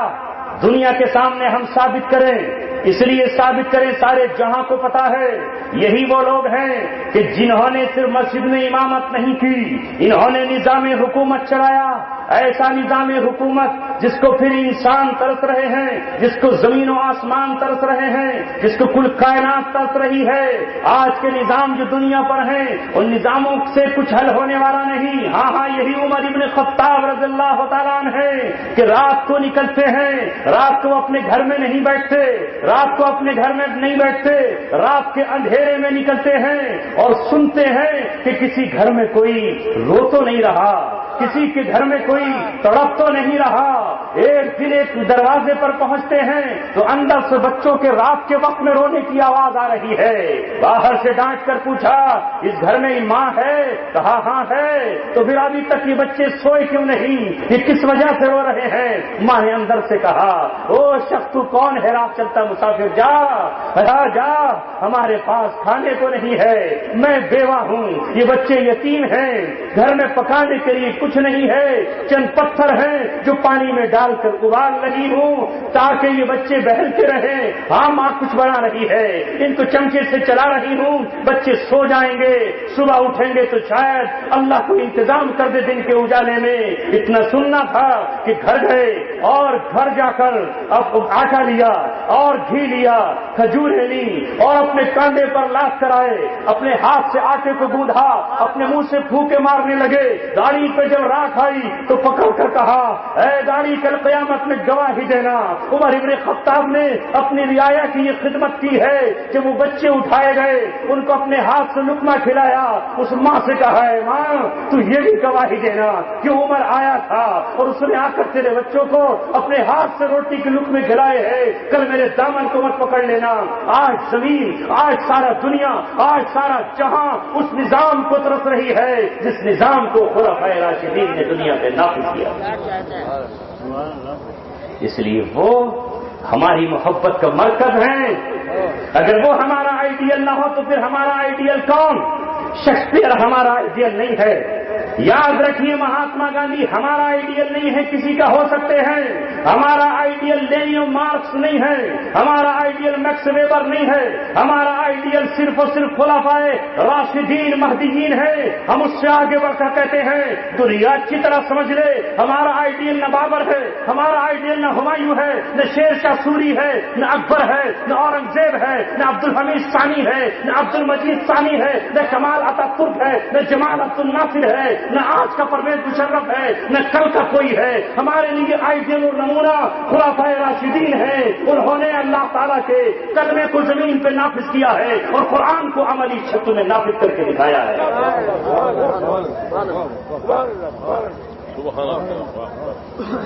سرے منہ نہیں ہٹے قرآن سے.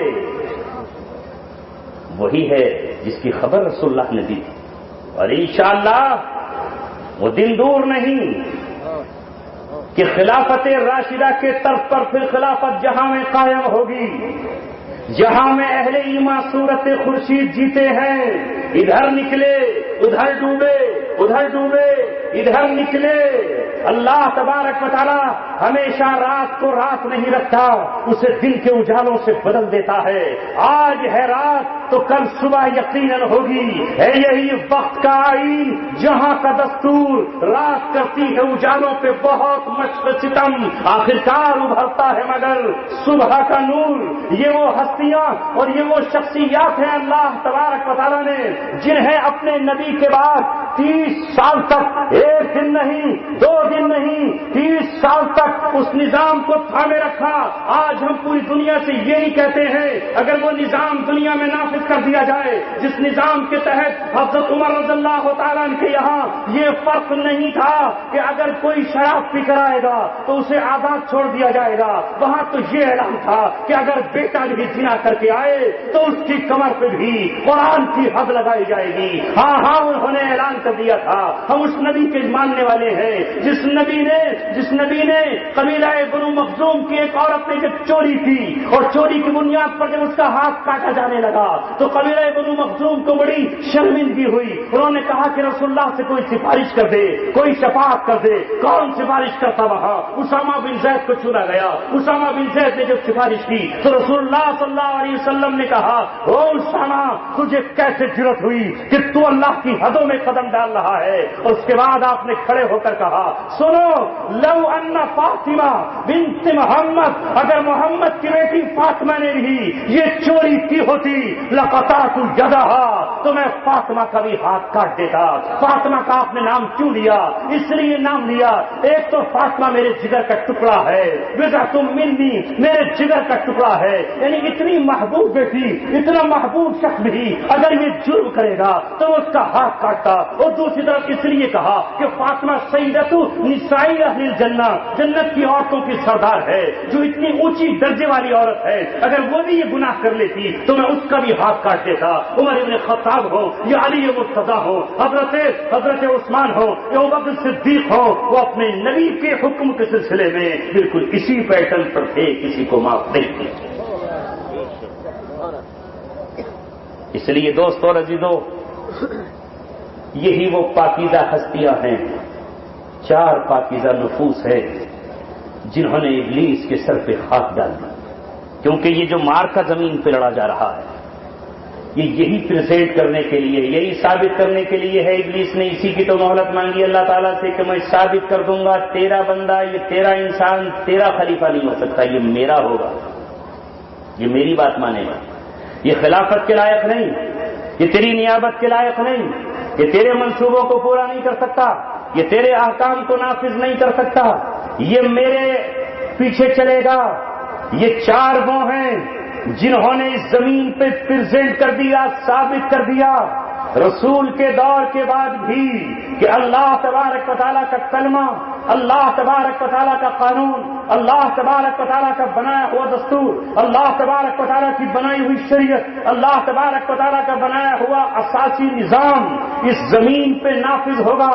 لہذا انہوں نے ابلیس کے منصوبے کو ناکام کر دیا، اور اللہ نے انسان کے لیے جو جنت میں مقام طے کیا ہے، انہوں نے یہ مقام بعد میں نہیں بلکہ دنیا ہی میں سرٹیفکیٹ لے لیا، دنیا ہی میں اس مقام کو حاصل کر لیا۔ اللہ تعالیٰ نے اپنے نبی سے کہلوا دیا، یہ وہ روحیں ہیں، یہ وہ پاکیزہ ہستیاں ہیں، یہ وہ اعلیٰ ذات ہیں کہ جنہوں نے اللہ تعالیٰ کو خوش کر دیا ہے۔ یہ اللہ سے خوش ہو جائیں، اللہ ان سے خوش ہو گیا ہے، انہوں نے شیطان کے منصوبے کو الٹ کر رحمان کا منصوبہ زمین پہ نافذ کر دیا ہے۔ اس لیے ان سے محبت کیے بغیر کوئی اپنے ایمان کا دعویٰ نہ کرے اور اپنے ایمان کے دعوے کی وہ خیر منائے۔ ہم تمام لوگوں کو دعوت دیتے ہیں، اپنے آپ کو اللہ سے استقامت مانگتے ہیں، اے اللہ ہمیں صحابی رسول کی محبت عطا فرما۔ ہاں وہ صحابی جن کے بارے میں فضائل نبی اکرم صلی اللہ علیہ وسلم کے موجود ہیں، ان 4 کو آپ دیکھ لیجئے، 4 رسول اللہ صلی اللہ علیہ وسلم کے حکم کو پورا کر رہے ہیں۔ عمر ابن خطاب بھی سرخیل ہیں تو علی مرتضیٰ بھی امام ہیں، ابوبکر صدیق بھی مقتدا ہیں، تو حضرت عمر ابن خطاب رضی اللہ تعالیٰ عنہ سے لے کر 4 کے 4 نبی کے دیوانے اور چاہنے والے ہیں۔ اور آؤ ہم ان کی بات بتا کر کے آپ سے اجازت اور رخصت لیں گے۔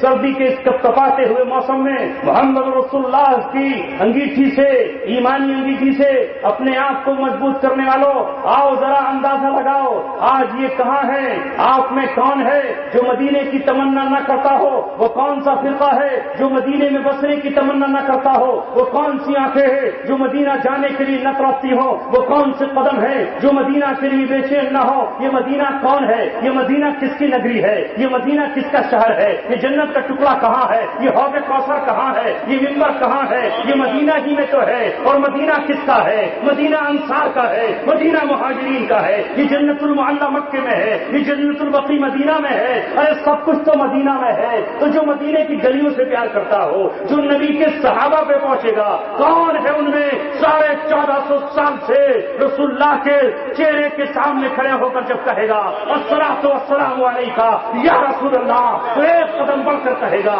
الصلاۃ والسلام یا ابا بکر، الصلاۃ والسلام علیکہ یا امیر المومنین عمر ابن خطاب رضی اللہ تعالیٰ عنہ۔ اور جب یہاں سے نکلے گا تو آگے جنت البقیع میں جائے گا، جہاں امہات المومنین کے ساتھ ساتھ اصحاب نبی سے صلاۃ و سلام پیش کون ہے؟ اے میرے دوستو، یہ ان کی تمنائیں، اللہ نے زندگی میں بھی ان کو اپنا نبی کا ساتھی بنایا اور اس کے بعد بھی نبی کے ساتھ رکھا۔ آؤ حضرت عمر رضی اللہ تعالیٰ عنہ کا وہ واقعہ بتائیں جو ہم نے پہلے بھی ایک مرتبہ آپ کے یہاں بتایا تھا۔ وہ مجمع الگ محلے کا تھا، یہ الگ ہے۔ جب ایک دن پہاڑ پر رسول پاک صلی اللہ علیہ وسلم کھڑے ہوئے تو آج اس پہاڑ پر ابوبکر صدیق بھی ہیں، اس پہاڑ پر عمر بھی ہیں، اس پہاڑ پر عثمان بھی ہیں، اس پہاڑ پر علی بھی ہیں، یہ چاروں نفوس قدسیہ، یہ چاروں ارواح مبارکہ، یہ چاروں جسم مبارکہ، یہ چار ہستیاں نبی کے ساتھ ہیں، پانچویں نبی پاک صلی اللہ علیہ وسلم کی ذات ہے۔ آج پہاڑ ہلنے لگا، آج پہاڑ اترانے لگا، آج پہاڑ مٹکنے لگا، آج پہاڑ جلووں سے آج خوش ہو گیا۔ میں کتنا خوش نصیب ہوں کہ آج مجھ پہ نبی ہیں۔ رسول پاک نے اس پہ پیر مارا، کہا اترامت ہے پہاڑ، علمت استقم یا جبل، ٹھہر جا علیک نبی و صدیق و شہیدان، تجھ پہ ایک نبی ہے اور تجھ پہ دوسرا صدیق ہے اور تجھ پہ دو شہید کھڑے ہوئے ہیں۔ قرآن انہی کو تو کہتا ہے جن پہ اللہ نے انعام کیا ہے، اولئک انعم اللہ علیہم من النبیین والصدیقین والشہداء والصالحین۔ آج اس پہاڑ پر قرآن کے مطابق نبی بھی ہے، صدیق بھی ہے، شہید بھی ہے۔ لہذا اس دن کے بعد حضرت عثمان نے سمجھ لیا مجھے شہادت مل کے رہے گی، حضرت عمر نے سمجھ لیا میرا نبی جو کہہ رہا ہے وہ سچ ہو کر رہے گا۔ لہذا یہ تو طے تھا کہ شہادت ملے گی، لیکن عمر کی محبت دیکھو، محبوب سے محبت دیکھو، رسول سے محبت دیکھو، تیار یار سے محبت دیکھو، مدینہ کی گلیوں سے محبت دیکھو۔ اللہ سے کہا اے اللہ تو اپنے محبوب کی مراد کو پورا کر سکتا ہے، میں تیرے محبوب کی مراد ہوں، تیرے محبوب کی مراد کی بھی ایک مراد ہے، تو میری مراد پوری کر دے۔ میری مراد یہ ہے کہ نبی نے تجھ سے مجھے مانگا، اپنے دامن کے لیے مانگا، اپنی رفاقت کے لیے مانگا، تو میں موت کے بعد تجھ سے یہ کہتا ہوں مولا مجھے موت آئے تو تیرے نبی کے شہر میں آئے، مجھے موت آئے تو تیرے نبی کی گلیوں میں آئے، مجھے موت آئے تو تیرے نبی کی گلیوں میں آئے، اسی شہر میں مروں گا، شہادت تو مجھے ملے گی۔ اللہم ارزقنی شہادتا فی سبیلک واجعل موتی فی بلد حبیبک۔ اے اللہ میری موت دے مجھے شہادت کی، لیکن شہادت مصر میں نہیں، شہادت شام میں نہیں، شہادت عراق میں نہیں، شہادت کسرا کے محل میں نہیں، شہادت ابو عبیدہ بن جراح کے ساتھ نہیں، شہادت چاہیے مدینہ میں، اسی شہر میں چاہیے۔ اور اللہ نے اپنے محبوب کی مراد کو پورا ملی شہادت، یہ ہے محبت۔ ارے جو رسول سے ہاں ہم اپنے پہ یوں ہی نہیں اترا رہے، ہم اللہ کا شکر یوں ہی ادا نہیں کر رہے۔ اللہ نے کہ رسول نے دعا مانگی ہے، اے اللہ میں تجھ سے مانگتا ہوں، اللہ کے رسول نے کہا ہے اللہم انی اسأل حبک، میں تجھ سے تیری محبت مانگتا ہوں، حب من یحبک، جو تجھ سے محبت کرتے ہیں ان کی محبت مانگتا ہوں۔ تو صحابہ نبی سے محبت کرتے ہیں، ہم نبی کے صحابہ سے محبت کرتے ہیں، خلفائے راشدین آپ سے ٹوٹ کر محبت کرتے ہیں، لہذا ہم ان سے محبت کرتے ہیں۔ لہذا اللہ کے رسول نے جو مانگا وہ آج ہمیں مل گیا، وحب عمل یقرب الی حبک، اور اس عمل کی محبت مانگتے ہیں جو تیری محبت کے قریب کر دے۔ لہذا آج کا یہ عمل جہاں ہم نے خلفائے راشدین سے محبت کو جزو ایمان قرار دیا ہے، یہ وہ عمل ہے جو اللہ کی محبت کے ہمیں قریب کر رہا ہے۔ لہذا موت حضرت عثمان غنی کی بھی حضرت عمر کی مانند مدینہ ہی کی گلیوں میں ہوئی۔ حضرت عمر جب شہید ہوئے ایک درخواست بھیجی حضرت عائشہ رضی اللہ تعالی عنہا کی خدمت میں، اپنے بیٹے عبداللہ بن عمر کو بھیجا اور کہا ماں عائشہ سے، اس لیے کہ امہات المؤمنین ساری امت کی مائیں ہیں، نبی کے بعد ان کا نکاح جائز نہیں ہے، وازواجہم امہاتہم قرآن کا اعلان ہے کہ نبی کی ازواج زوجہ مطہرہ پوری امت کی ماں ہیں، روحانی مائیں ہیں۔ لہذا جس طرح کوئی بیٹا دنیا میں اپنی ماں سے نکاح نہیں کر سکتا، اسی طرح کوئی مسلمان رسول اللہ کے مثال کے بعد نبی کی بیویوں سے نکاح نہیں کر سکتا، وہ مائیں ہیں۔ حقیقت میں اللہ نے مائیں قرار دیا ہے، لہذا ماں کے قدموں کے نیچے جنت ہے. ان الجنت تحت اقدام الامہات. جب اس ماں کے قدموں کے نیچے جنت ہے تو نبی کی گھر والیاں چاہے وہ حضرت عائشہ ہوں یا ام حبیبہ ہوں, حضرت حفصہ ہوں یا ام سلمہ ہوں, وہ حضرت خدیجہ ہوں یا حضرت صفیہ ہوں, وہ حضرت زینب ہوں یا آپ کی دوسری ازواج مطہرات ہوں, وہ سب کی سب ہماری مائیں ہیں. لہذا ماں کے قدموں کے نیچے جنت ہے. امت مسلمہ کا کوئی فرد اگر رسول اللہ کی کسی ماں سے محبت نہیں کرتا تو وہ جہنم میں جانے کی تیاریاں کر لے. ماں عائشہ کے پاس خبر بھیجی, حضرت عائشہ زارو قطار رو رہی تھی. عبداللہ بن عمر پہنچے اور کہا حضرت عمر کی درخواست ہے کہ آپ رسول اللہ کے بازو میں پہلو میں سونے کی جگہ دے دیں. دل بے قرار یہی چاہتا ہے, موت قریب آ لگی ہے, شہادت کا جام پینے ہی والے ہیں. حضرت عائشہ کی مزید ہچکیاں نکل گئیں اور کہا میرے بیٹے عمر, تو نے مجھ سے کیا مانگ لیا؟ آخری وقت میں تو نے کیا چیز مانگ لی؟ وہ میرا حجرہ ہے, اسی حجرے میں سرتاج انبیاء کا وصال ہوا تھا, میری گود میں آقا کا سر تھا. آخری وقت میں آپ میرے گھر میں آ گئے تھے. دانتوں سے مسواک نہ ہوتی تو میں اپنے منہ سے چبا کر مسواک دیا کرتی تھی. اے عمر, میں اس کمرے میں سونا چاہتی تھی. میری تمنا تھی جب میری موت آئے تو وہاں میرے باپ بھی ہیں, وہاں میرے شوہر بھی ہیں, امام الانبیاء بھی ہیں, میں ان کے پہلو میں سوؤں گی. آخری وقت میرے یہاں گزرا تھا. لیکن اے عمر, تیرا اس امت پر احسان ہے, تو میرے نبی کا چہیتا ہے, تو ان کا چاہنے والا ہے, تو نے نبی کی منشا کو پورا کیا ہے. جا, تیری منشا پر, تیری رضامندی پر ماں عائشہ کی آرزو قربان ہے. ہم جنت البقیع میں آرام کر لیں گے, تو رسول کے روضے پر رہے. ورنہ دنیا یہ کہے گی کہ عمر سے نبی کو محبت نہ تھی. کم سے کم دنیا کو یہ تو ہم بتا جائیں کہ جو رسول کے روضے پر جائے گا وہ عمر کے روضے سے گزرے بغیر بھی نہیں جاتا.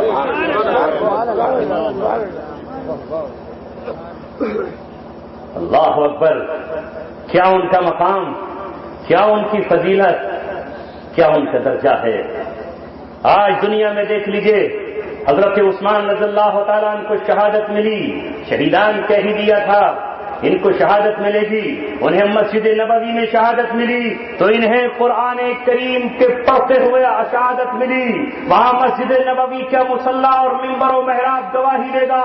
یہاں قرآن کی وہ آیت فَسَيَكْفِيكَهُمُ اللَّهُ, اللہ نے کہہ دیا ہے میرے عثمان تیرے دشمنوں کے لیے اللہ تبارک و تعالیٰ کافی ہے. جو فتنہ اٹھا کر لائے ہیں, جو سبائی فتنہ شروع ہوا ہے, جو یہودیوں نے شروع کیا ہے, میں کافی ہوں, میں کافی ہوں اس کے لیے. حضرت عثمان شہید ہو گئے, ان کے احسانات ہیں اس امت پر. حضرت علی مرتضیٰ کے بھی احسانات کم نہ ہیں. اللہ تبارک و تعالیٰ ان کو اپنی جوار رحمت میں رہے. ایک سے بڑھ کر ایک ہے, ہم کس کا تذکرہ کریں. رسول نے فرما دیا, ارے دیکھو, نظریں اٹھاؤ, اصحابی کالنجوم بأیہم اقتدیتم اہتدیتم, میرے تمام کے تمام صحابہ ستارے ہیں, جس کی نقش قدم پر چلو گے منزل تک پہنچ جاؤ. سب کے سب ستارے ہیں, جس کے نقش قدم پر جاؤ گے راہ یاب ہو جاؤ گے. چاہے وہ حضرت عثمان ہو یا حضرت علی, ابوبکر صدیق ہو یا عمر ابن خطاب, بلال ہو یا حضرت زید, حضرت اسامہ بن زید ہو یا جعفر طیار, سب کے سب نگینے ہیں, سب کے سب رسول اللہ کے چاہنے والے ہیں. آج ہماری ذمہ داری یہ ہے کہ ہم ان سے محبت کریں اور محبت کا ثبوت دیں, اور تمام باطل طاقتوں کے سامنے کھڑے ہو کر ہم یہ کہیں کہ ہمارے دل میں خلفائے راشدین کی محبت قائم ہے. زمانہ ہمیں ہلا نہیں سکتا. مکتب کا سبق ذہن میں محفوظ ہے, اب تک ہوتا نہیں ہے مجھ پہ اثر اور کسی کا. کوئی طاقت ہمارے دلوں سے ان حضرات کی محبت کو چھین نہیں سکتی. انہی کا دور دورہ ہے جنہوں نے اسلام کو اپنا لہو بھی دیا, اپنا خون دیا, نظام اسلام کو قائم کیا، اللہ کی کتاب کو ساری دنیا میں نافذ کیا. لہذا آج دنیا اگر ان کے نقش قدم پر چلے تو زمانے کے مسائل حل ہو جائیں گے. آج دنیا چیخ رہی ہے کرپٹ و کرپشن کو لے کر. یہ کرپشن کو ختم نہیں کر سکتے. اسے ختم کرے گا وہی نظام جو حضرت عمر کے مطابق ہو، جس میں خالی یوں نہیں چھوڑا جائے گا بلکہ جہنم کے انگاروں سے بھی ڈرایا جائے گا. اور راشی والمرتشی کلاہما فی النار فرمایا میرے نبی نے. رشوت لینے والا بھی جہنمی ہے، رشوت دینے والا بھی جہنمی ہے. ارے وہ تو راشد خلافت راشدہ تھی، ان کی جھلک ملی عمر ابن عبدالعزیز کو، ان کی جھلک ملی تو وہ کیسا نظام تھا. ایک بار کہا کہ مجھے انگور یا انار کو دل چاہ رہا ہے، کسی نے تحفے میں انار پیش کیے. اس کے بعد خیال آیا میرے آقا نے فرمایا ہے حکام کو ہدیہ مت دو، حکام ہدیہ قبول نہ کریں، کیونکہ حاکم ہدیہ قبول کرے گا تو کل شرما جائے گا، وہ کوئی کام لے کے آ جائے. اس لیے عمر بن عزیز نے کہا نہیں لوں گا تم سے یہ انار، میں حاکم ہوں تم رعایا ہو. کہا وہ سنت ہے رسول اکرم کی، فرمایا سنت ہے بالکل ہدیہ لینا، لیکن آپ نے یہ فرمایا ہے کہ حکام ہدیہ قبول نہ کریں. دل کو محسوس کر رہ گئے اور ہدیہ قبول نہیں کیا.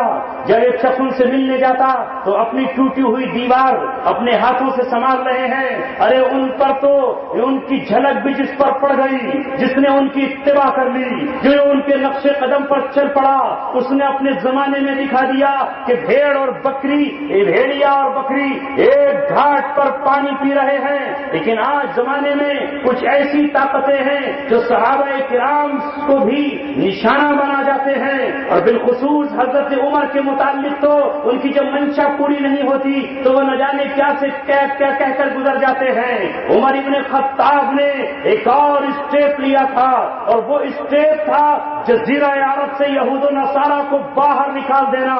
یہ آپ کا پولیٹیکل فیصلہ تھا، یہ آپ کا سیاسی اقدام تھا جس کی وصیت رسول اللہ نے پوری کی تھی. نبی کے ہوٹوں سے جو آخری کلمہ ادا ہوا، نبی کی زبان سے جو آخری لفظ جاری ہوئے، نبی نے جو آخری وصیت امت کے حوالے کی، دھڑکتے ہوئے دل کے ساتھ، کپکپاتے ہوٹوں کے ساتھ، اور وہ یہ وصیت تھی آخرج الیہودا والنصارى من جزیرۃ العرب. جزیرہ عرب اسلام کا مرکز ہے، یہاں اللہ کا گھر حرم ہے، یہاں رسول اللہ کا حرم مدینہ ہے، یہاں تیسرا حرم بیت المقدس ہے جہاں سے معراج کا سفر شروع ہوا ہے. یہ انبیاء کی نگری ہے، یہ رسولوں کی بستی ہے، یہ صحابہ کا مدفن ہے، یہ صحابہ کا مرکز ہے. یہاں یہودی اور نصارہ نہ رہے.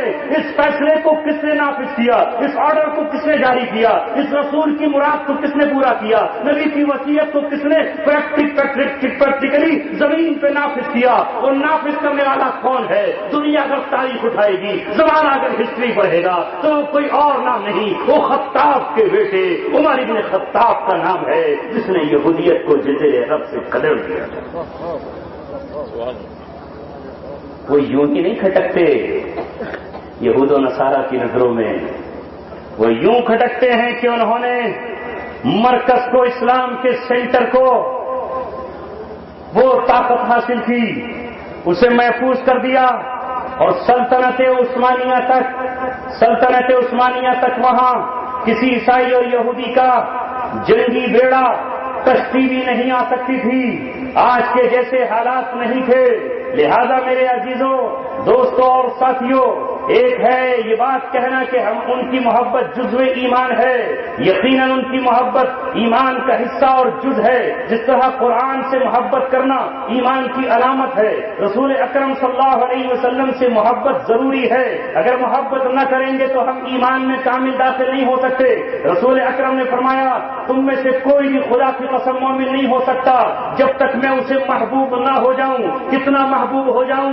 میں اسے حتی اکون احب الیہ من والده وولده والناس اجمعین، میں اس کے باپ سے زیادہ محبوب ہوں، میں اس کی اولاد سے زیادہ محبوب ہو جاؤں، میں اس کی زندگی سے زیادہ محبوب ہو جاؤں۔ جب یہ بات رسول اللہ نے فرمائی تو حضرت عمر نے کہا ابھی تک آپ مجھے ساری دنیا سے زیادہ محبوب تھے، اپنی بیٹی حفصہ سے زیادہ محبوب تھے، اپنے بیٹے عمر سے عبداللہ سے زیادہ محبوب تھے، لیکن آج میں اپنی جان سے زیادہ محبوب نہیں سمجھتا تھا، لیکن اس مجلس میں اقرار کرتا ہوں آج میں اپنی جان سے بھی آپ سے زیادہ محبت کرتا ہوں۔ رسول اللہ نے کہا الان یا عمر، سبحان اللہ، محبت کر کے دکھائی، عظمتوں کے ڈنکے بجا دیے، یہود و نصارہ کو پھدیڑ دیا۔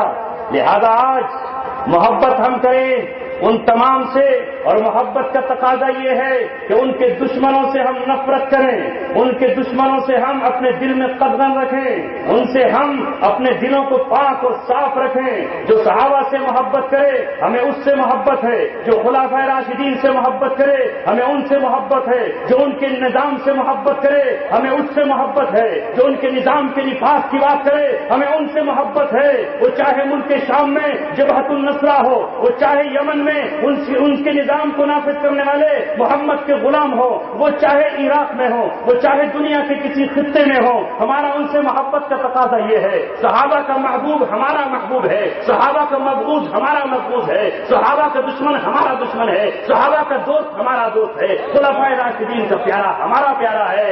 اس لیے کہ کل قیامت میں ہمیں انہی کے جھنڈے تلے جانا ہے، ہمیں انہی کے پاس جانا ہے اور انہی کے نقش قدم پر چلنا ہے۔ اللہ تبارک و تعالیٰ آج کی اس مجلس کو، آج کے اس اجتماع کو، اللہ تبارک و تعالیٰ سیرت کمیٹی کے اس اجلاس کو، امروہہ کے اس انتظامیہ کو جس نے خوبصورت انجمن سجائی ہے، اللہ تبارک و تعالیٰ کے فرشتوں جو آج اس مجلس میں آئے ہو، آج جا کر کہہ دینا اللہ تبارک و تعالیٰ سے کہ وہ کیوں جمع ہوئے تھے، انہیں کس سے محبت تھی؟ انہیں محبت تھی ان سے جو اللہ کے رسول سے محبت کرتے ہیں، انہیں محبت تھی نبی پاک صلی اللہ علیہ وسلم کے صحابہ سے، اس لیے وہ جمع ہوئے تھے۔ وہ میوزک بجانے نہیں آئے تھے، وہ ہارمونیم لے کر نہیں آئے تھے، وہ ناچنے گانے نہیں آئے تھے، وہ کھانا کھانے نہیں آئے تھے۔ رسول کی نسبت پر اس مہینے کے تعلق سے انہوں نے اصحاب رسول سے محبت اس لیے کی تھی کہ جب رسول اللہ نے غزوہ بدر پر مشورہ کیا تھا، اے میرے صحابہ بتاؤ تو صحیح، تم میرے ساتھ چلو گے یا مدینے میں رہ جاؤ گے؟ ابو جہل ناچتا ہوا آیا ہے، ابو جہل اتراتا ہوا آیا ہے، 1000 کا لشکر لے کر آیا ہے، گھوڑے اس کے پاس موجود ہے، تلواریں ان کے ساتھ ہے، نیزے ان کے پاس موجود ہے، زرہ سینوں پر بندھی ہوئی ہے، شراب کے پیالے ان کے ساتھ ہیں، ناچنے گانے والی طوائفیں ان کے پاس موجود ہے، وہ ہمیں قتل کر کے جشن منانا چاہتا ہے۔ میرے صحابہ بتاؤ تم مدینہ چلے جاؤ گے حضرت موسیٰ کی طرح، مجھ سے یہ تو نہیں کہو گے کہ تم بہت طاقتور ہو، تم اللہ کے آخری رسول ہو اور اللہ تبارک و تعالیٰ بہت طاقتور ہے، تم اور تمہارا رب چلا جائے؟ کیا رائے ہے تمہاری؟ تم مقداد بن اسد کھڑے ہو گئے، ابو بکر کھڑے ہو گئے، عمر ابن خطاب کھڑے ہوئے اور کھڑے ہو کر یہ کہا اے اللہ کے رسول ہمیں اصحاب موسیٰ مت سمجھنا، انا نقاتل عن یمینک و شمالک، ہم آپ کے دائیں بھی مقابلہ کریں گے، آپ کے بائیں بھی مقابلہ کریں گے، ونقاتل امامک و خلفک، ہم آپ کے سامنے بھی ہوں گے، ہم آپ کے پیچھے بھی ہوں گے۔ آپ مدینے کی بات کر رہے ہیں، حکم کیجئے برق الغمام تک جانے کے لیے تیار ہے، دنیا کے آخری کنارے تک جائیں گے اور بتا دیں گے اہل مکہ کو کہ محمد رسول اللہ کو لے کر آئے تھے تو حفاظت بھی کر کے دکھائیں گے، محمد رسول اللہ کو مہمان بنایا تھا تو میزبانی کر کے دکھائیں گے، محمد رسول اللہ کو بلایا ہے تو شان بھی دکھائیں گے۔ اے اللہ کے رسول کر کے وہاں دیکھ لیجیے گا کہ مکے کی گلیوں میں ماتم ہوگا اور مدینوں میں خوشی کی جام چھلکیں گے، مکے میں لوگ رو رہے ہوں گے، مسیحے پڑھے جائیں گے، یہاں آپ کی حمد و ثنا ہوگی۔ ہمیں امید ہے انشاءاللہ کہ ابو جہل جس گھوڑے پر سوار ہو کر آیا ہے وہ گھوڑا آپ کے ہاتھ میں ہوگا، اس گھوڑے پر آپ سوار ہوں گے اور وہ گھوڑا مکہ واپس نہیں جائے گا، وہ مدینہ منورہ واپس جائے گا۔ یہ ہے وہ صحابہ جنہوں نے رسول اللہ صلی اللہ علیہ وسلم سے 7 دن معاذ نے کہہ دیا تھا اے اللہ کے رسول اس پہاڑی پر ہم آپ کی عریش اور جھونپڑی بنائے دیتے ہیں، جنگ ہے، پانسا پلٹ بھی سکتا ہے.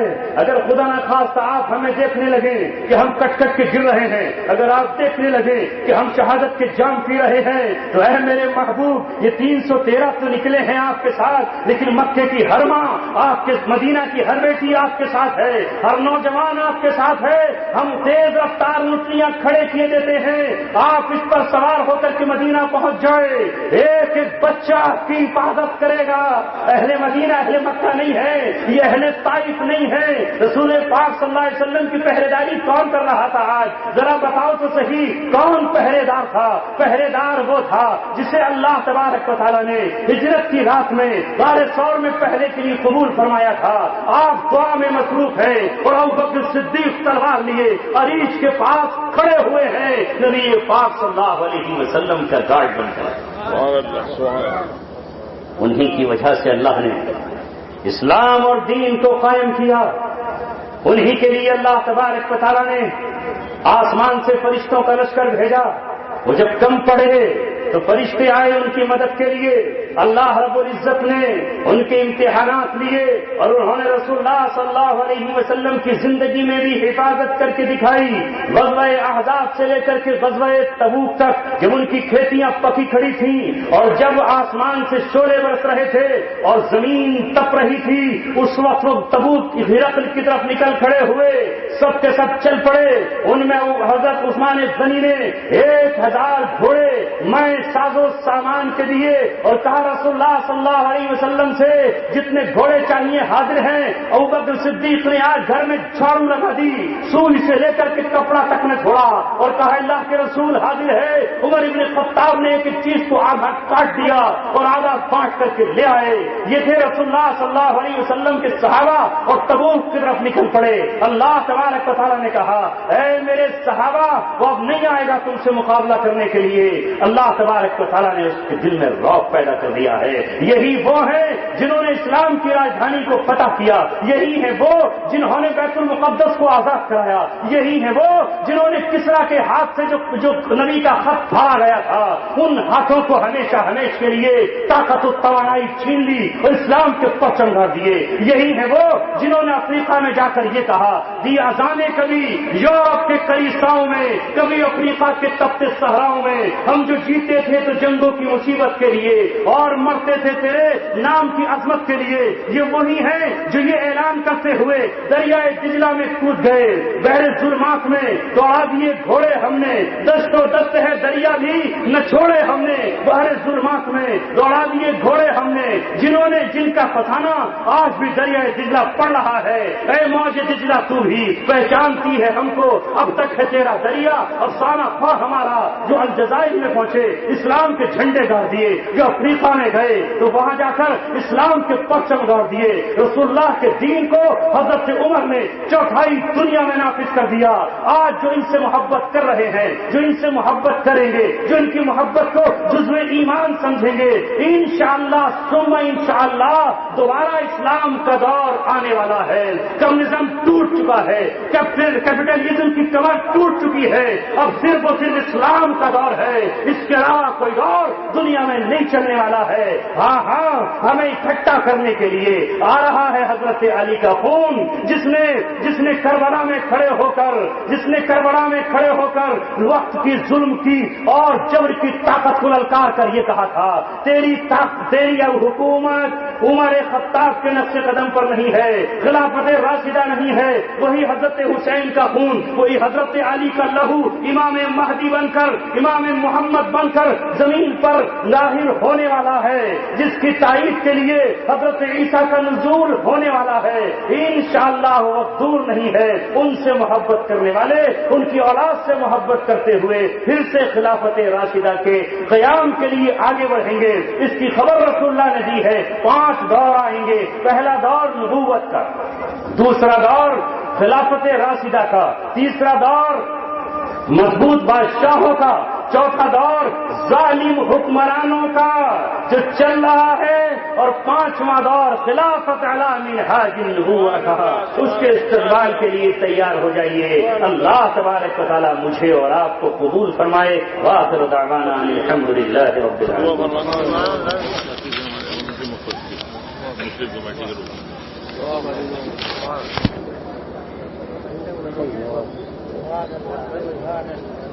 محمد اسحاق صاحب مسلم کمیٹی کے اہم رکن تھے، مرحوم ہو گئے، اللہ کو پیارے ہوئے، ان کے لیے دعائے مغفرت فرما دیں، اللہ ان کی خطاؤں کو معاف فرمائے اور جنت میں اعلیٰ مقام نصیب فرمائے۔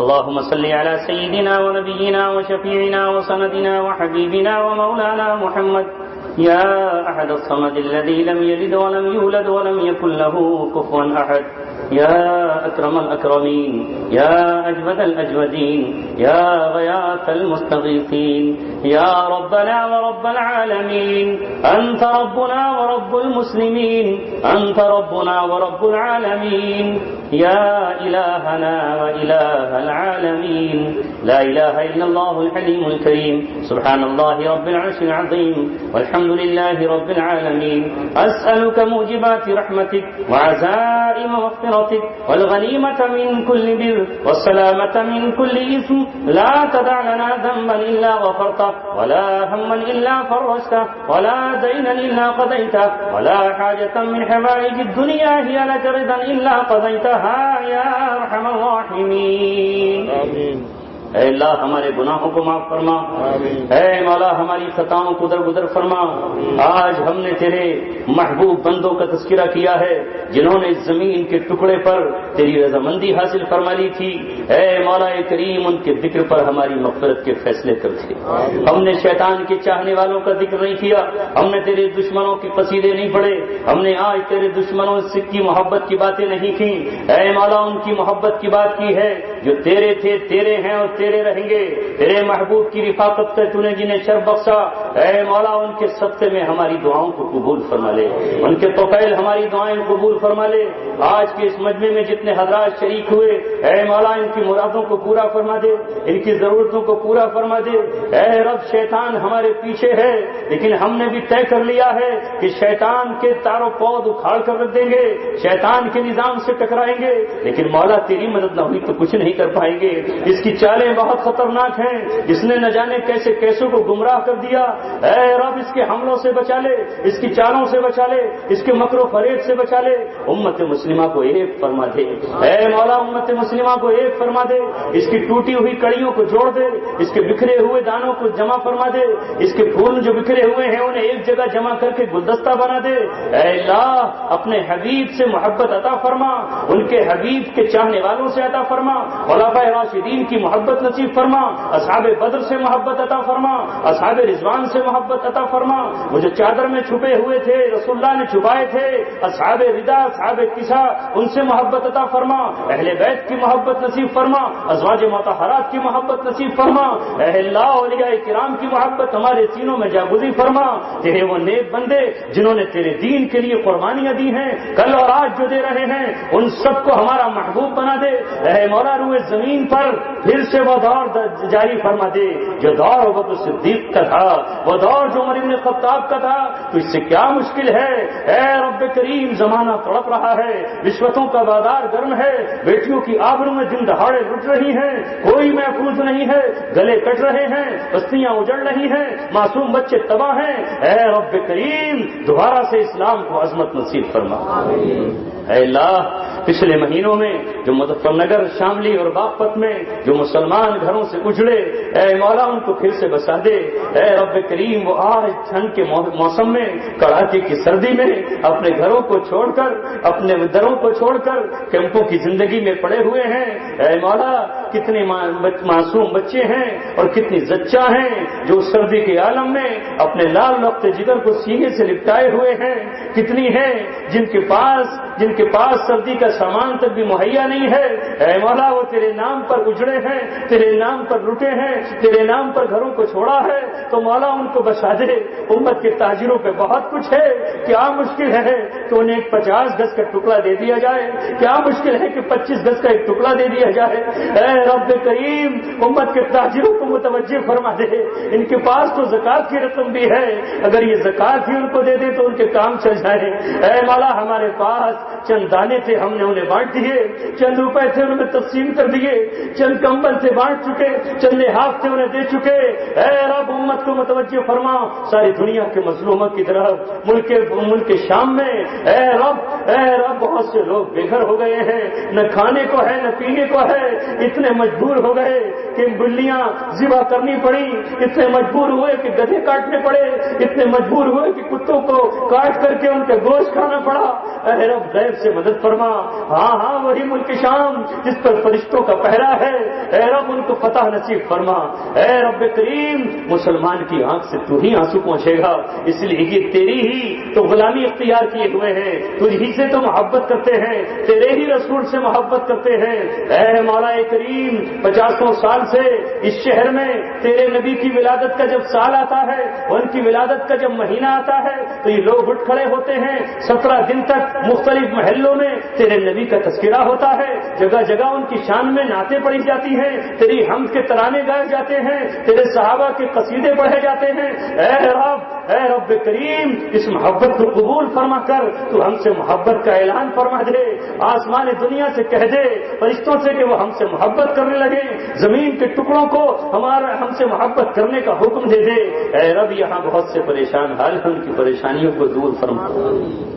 اے اللہ ہر ایک کی مشکل الگ الگ ہے، ہر ایک کی پریشانی الگ الگ ہے، جب کوئی سہارا نظر نہیں آتا، جب کوئی راستہ نہیں ملتا تو مولا صرف مسلح ہوتا ہے اور تو ہوتا ہے۔ آنسوؤں کی برسات میں ہم تجھے یاد کرتے ہیں، ہماری مصیبتیں کون دور کرے گا، ہمارے بھائیوں کی مشکلیں کون دور کرے گا۔ اے رب کریم نہیں معلوم کون کس مشکل میں پھنسا ہوا ہے، کوئی مقدمے میں گھرا ہے تو کوئی جیل میں بند ہے، کسی کو شیطان نے اپنے اثر میں لیا ہوا ہے تو کوئی جادو کا شکار ہے، کسی پر جنوں اور اسیب کا حملہ ہے تو مولا کریم کوئی حسد کا شکار ہے، کسی کے گھر میں فاقہ ہے تو کوئی کرائے کے مکان میں ہے، کوئی بے روزگار ہے تو کسی کا روزگار چھن گیا ہے، کسی کی بیٹی جوان ہے تو کسی کے بچے کو طلاق ہو گئی ہے۔ اے مولا اتنے مسائل ہیں، اے رب ہر ایک کی مشکل کو حل فرما دے، ہر ایک کی مرادیں پوری فرما دے، ہر ایک کی آرزویں پوری فرما دے، ہر ایک کا مسئلہ حل فرما دے۔ اے مولا ہر ملک کے مسائل الگ الگ ہے، عراق کا مسئلہ الگ ہے تو ایران کی کچھ اور مسائل ہیں، افغانستان میں کچھ اور پریشانیاں ہیں تو ملک شام میں کس طرح کی پریشانیاں ہیں۔ ہمارے ملک میں امن و امان قائم فرما۔ اے رب جو ہمیں مٹھانا چاہتے ہیں ان کو مٹا کے دم لے، جو ہمیں ختم کرنا چاہتے ہیں ان کی گردنوں کو موڑ دے، ان کی طاقت کو چھین لے، ہمارے دشمنوں کو پارا پارا کر دے، انہیں ملیا میٹ کر دے، ان کو آپس میں بھڑا دے، ان کے ٹکڑے ٹکڑے کر دے، ان کی صفوں کو الٹ دے، ان کی بساط کو الٹ کر پھینک دے، ان کے قصور اور ان کے محل زمین بوس کر دے۔ اے رب کریم ہم پر اپنے رحمتوں کے خزانے کھول دے، ہمیں عزت عطا فرما۔ تیرا دشمن اور شیطان ہمیں ذلیل کرنا چاہتا ہے، اے مولا عزت دے دے، تو نہیں دے گا تو عزت کہاں ملے گی؟ عزت دے دے، عزت والے اسباب دے دے، عزت والے طریقے دے دے، عزت والی چیزیں عطا فرما دے، عزت کا راستہ عطا فرما دے، عزت کی منزلیں نصیب فرما۔ اے رب یہ سارا مجمع تڑپ کر بلک کر رو کر تجھ سے اپنی مرادیں مانگ رہا ہے، ہم میں سے سب کی مرادیں پوری فرما دے، ہم میں سے سب کی آرزویں پوری کر دے، سب کی تمنائیں پوری فرما دے، سب کی زندگی کو کامیاب بنا دے۔ جس نے دعا کے لیے کہا ان کی دعائیں بھی قبول فرما، جنہوں نے پرچی میں لکھ کر مغفرت کے لیے کہا ان کی مغفرت کے فیصلے فرما۔ اگر آپ نے ان کے عمل کو قبول فرما کر مغفرت فرما دی ہے تو جنت میں اعلیٰ مقام نصیب فرما۔ ہم میں سے کسی کی ماں رخصت ہو گئی ہے تو کسی کے باپ جدا ہو گئے ہیں، کسی کا دوست دنیا چھوڑ چکا ہے تو کسی کے ملنے والے نے اس دنیا کو الوداع کہا ہے۔ اے مولا وہ اس عالم میں ہے، وہاں قبروں کو نور سے بھر دے، وہاں قبروں میں جنت کی کھڑکیاں کھول دے، وہاں انہیں حوض کوثر اور جنت کے جام پلا دے۔ اے مولا کریم ہمیں اس منزل تک پہنچانے میں جن لوگوں نے قربانیاں دی ہیں، اے مولا کریم کسی نے مال خرچ کیا ہو اور کسی نے جان خرچ کی ہو، کسی نے سر پہ ہاتھ رکھا ہو، کسی نے روٹی کا ٹکڑا دیا ہو، کسی نے چلنے کو سواری دی ہو، کسی نے مولا کریم نل کا پانی دیا ہو، تو سب کو اپنی شان اس دنیا میں بھی بدلا عطا فرما اور آخرت میں بھی بدلا نصیب فرمانا۔ ہماری ان دعاؤں کو، اس سارے مجمع کی دعا کو، ایک ایک مومن کی دعا کو اپنے فضل سے قبول فرما۔ سبحان ربک رب العزت عما یصفون وسلام علی المرسلین والحمد للہ۔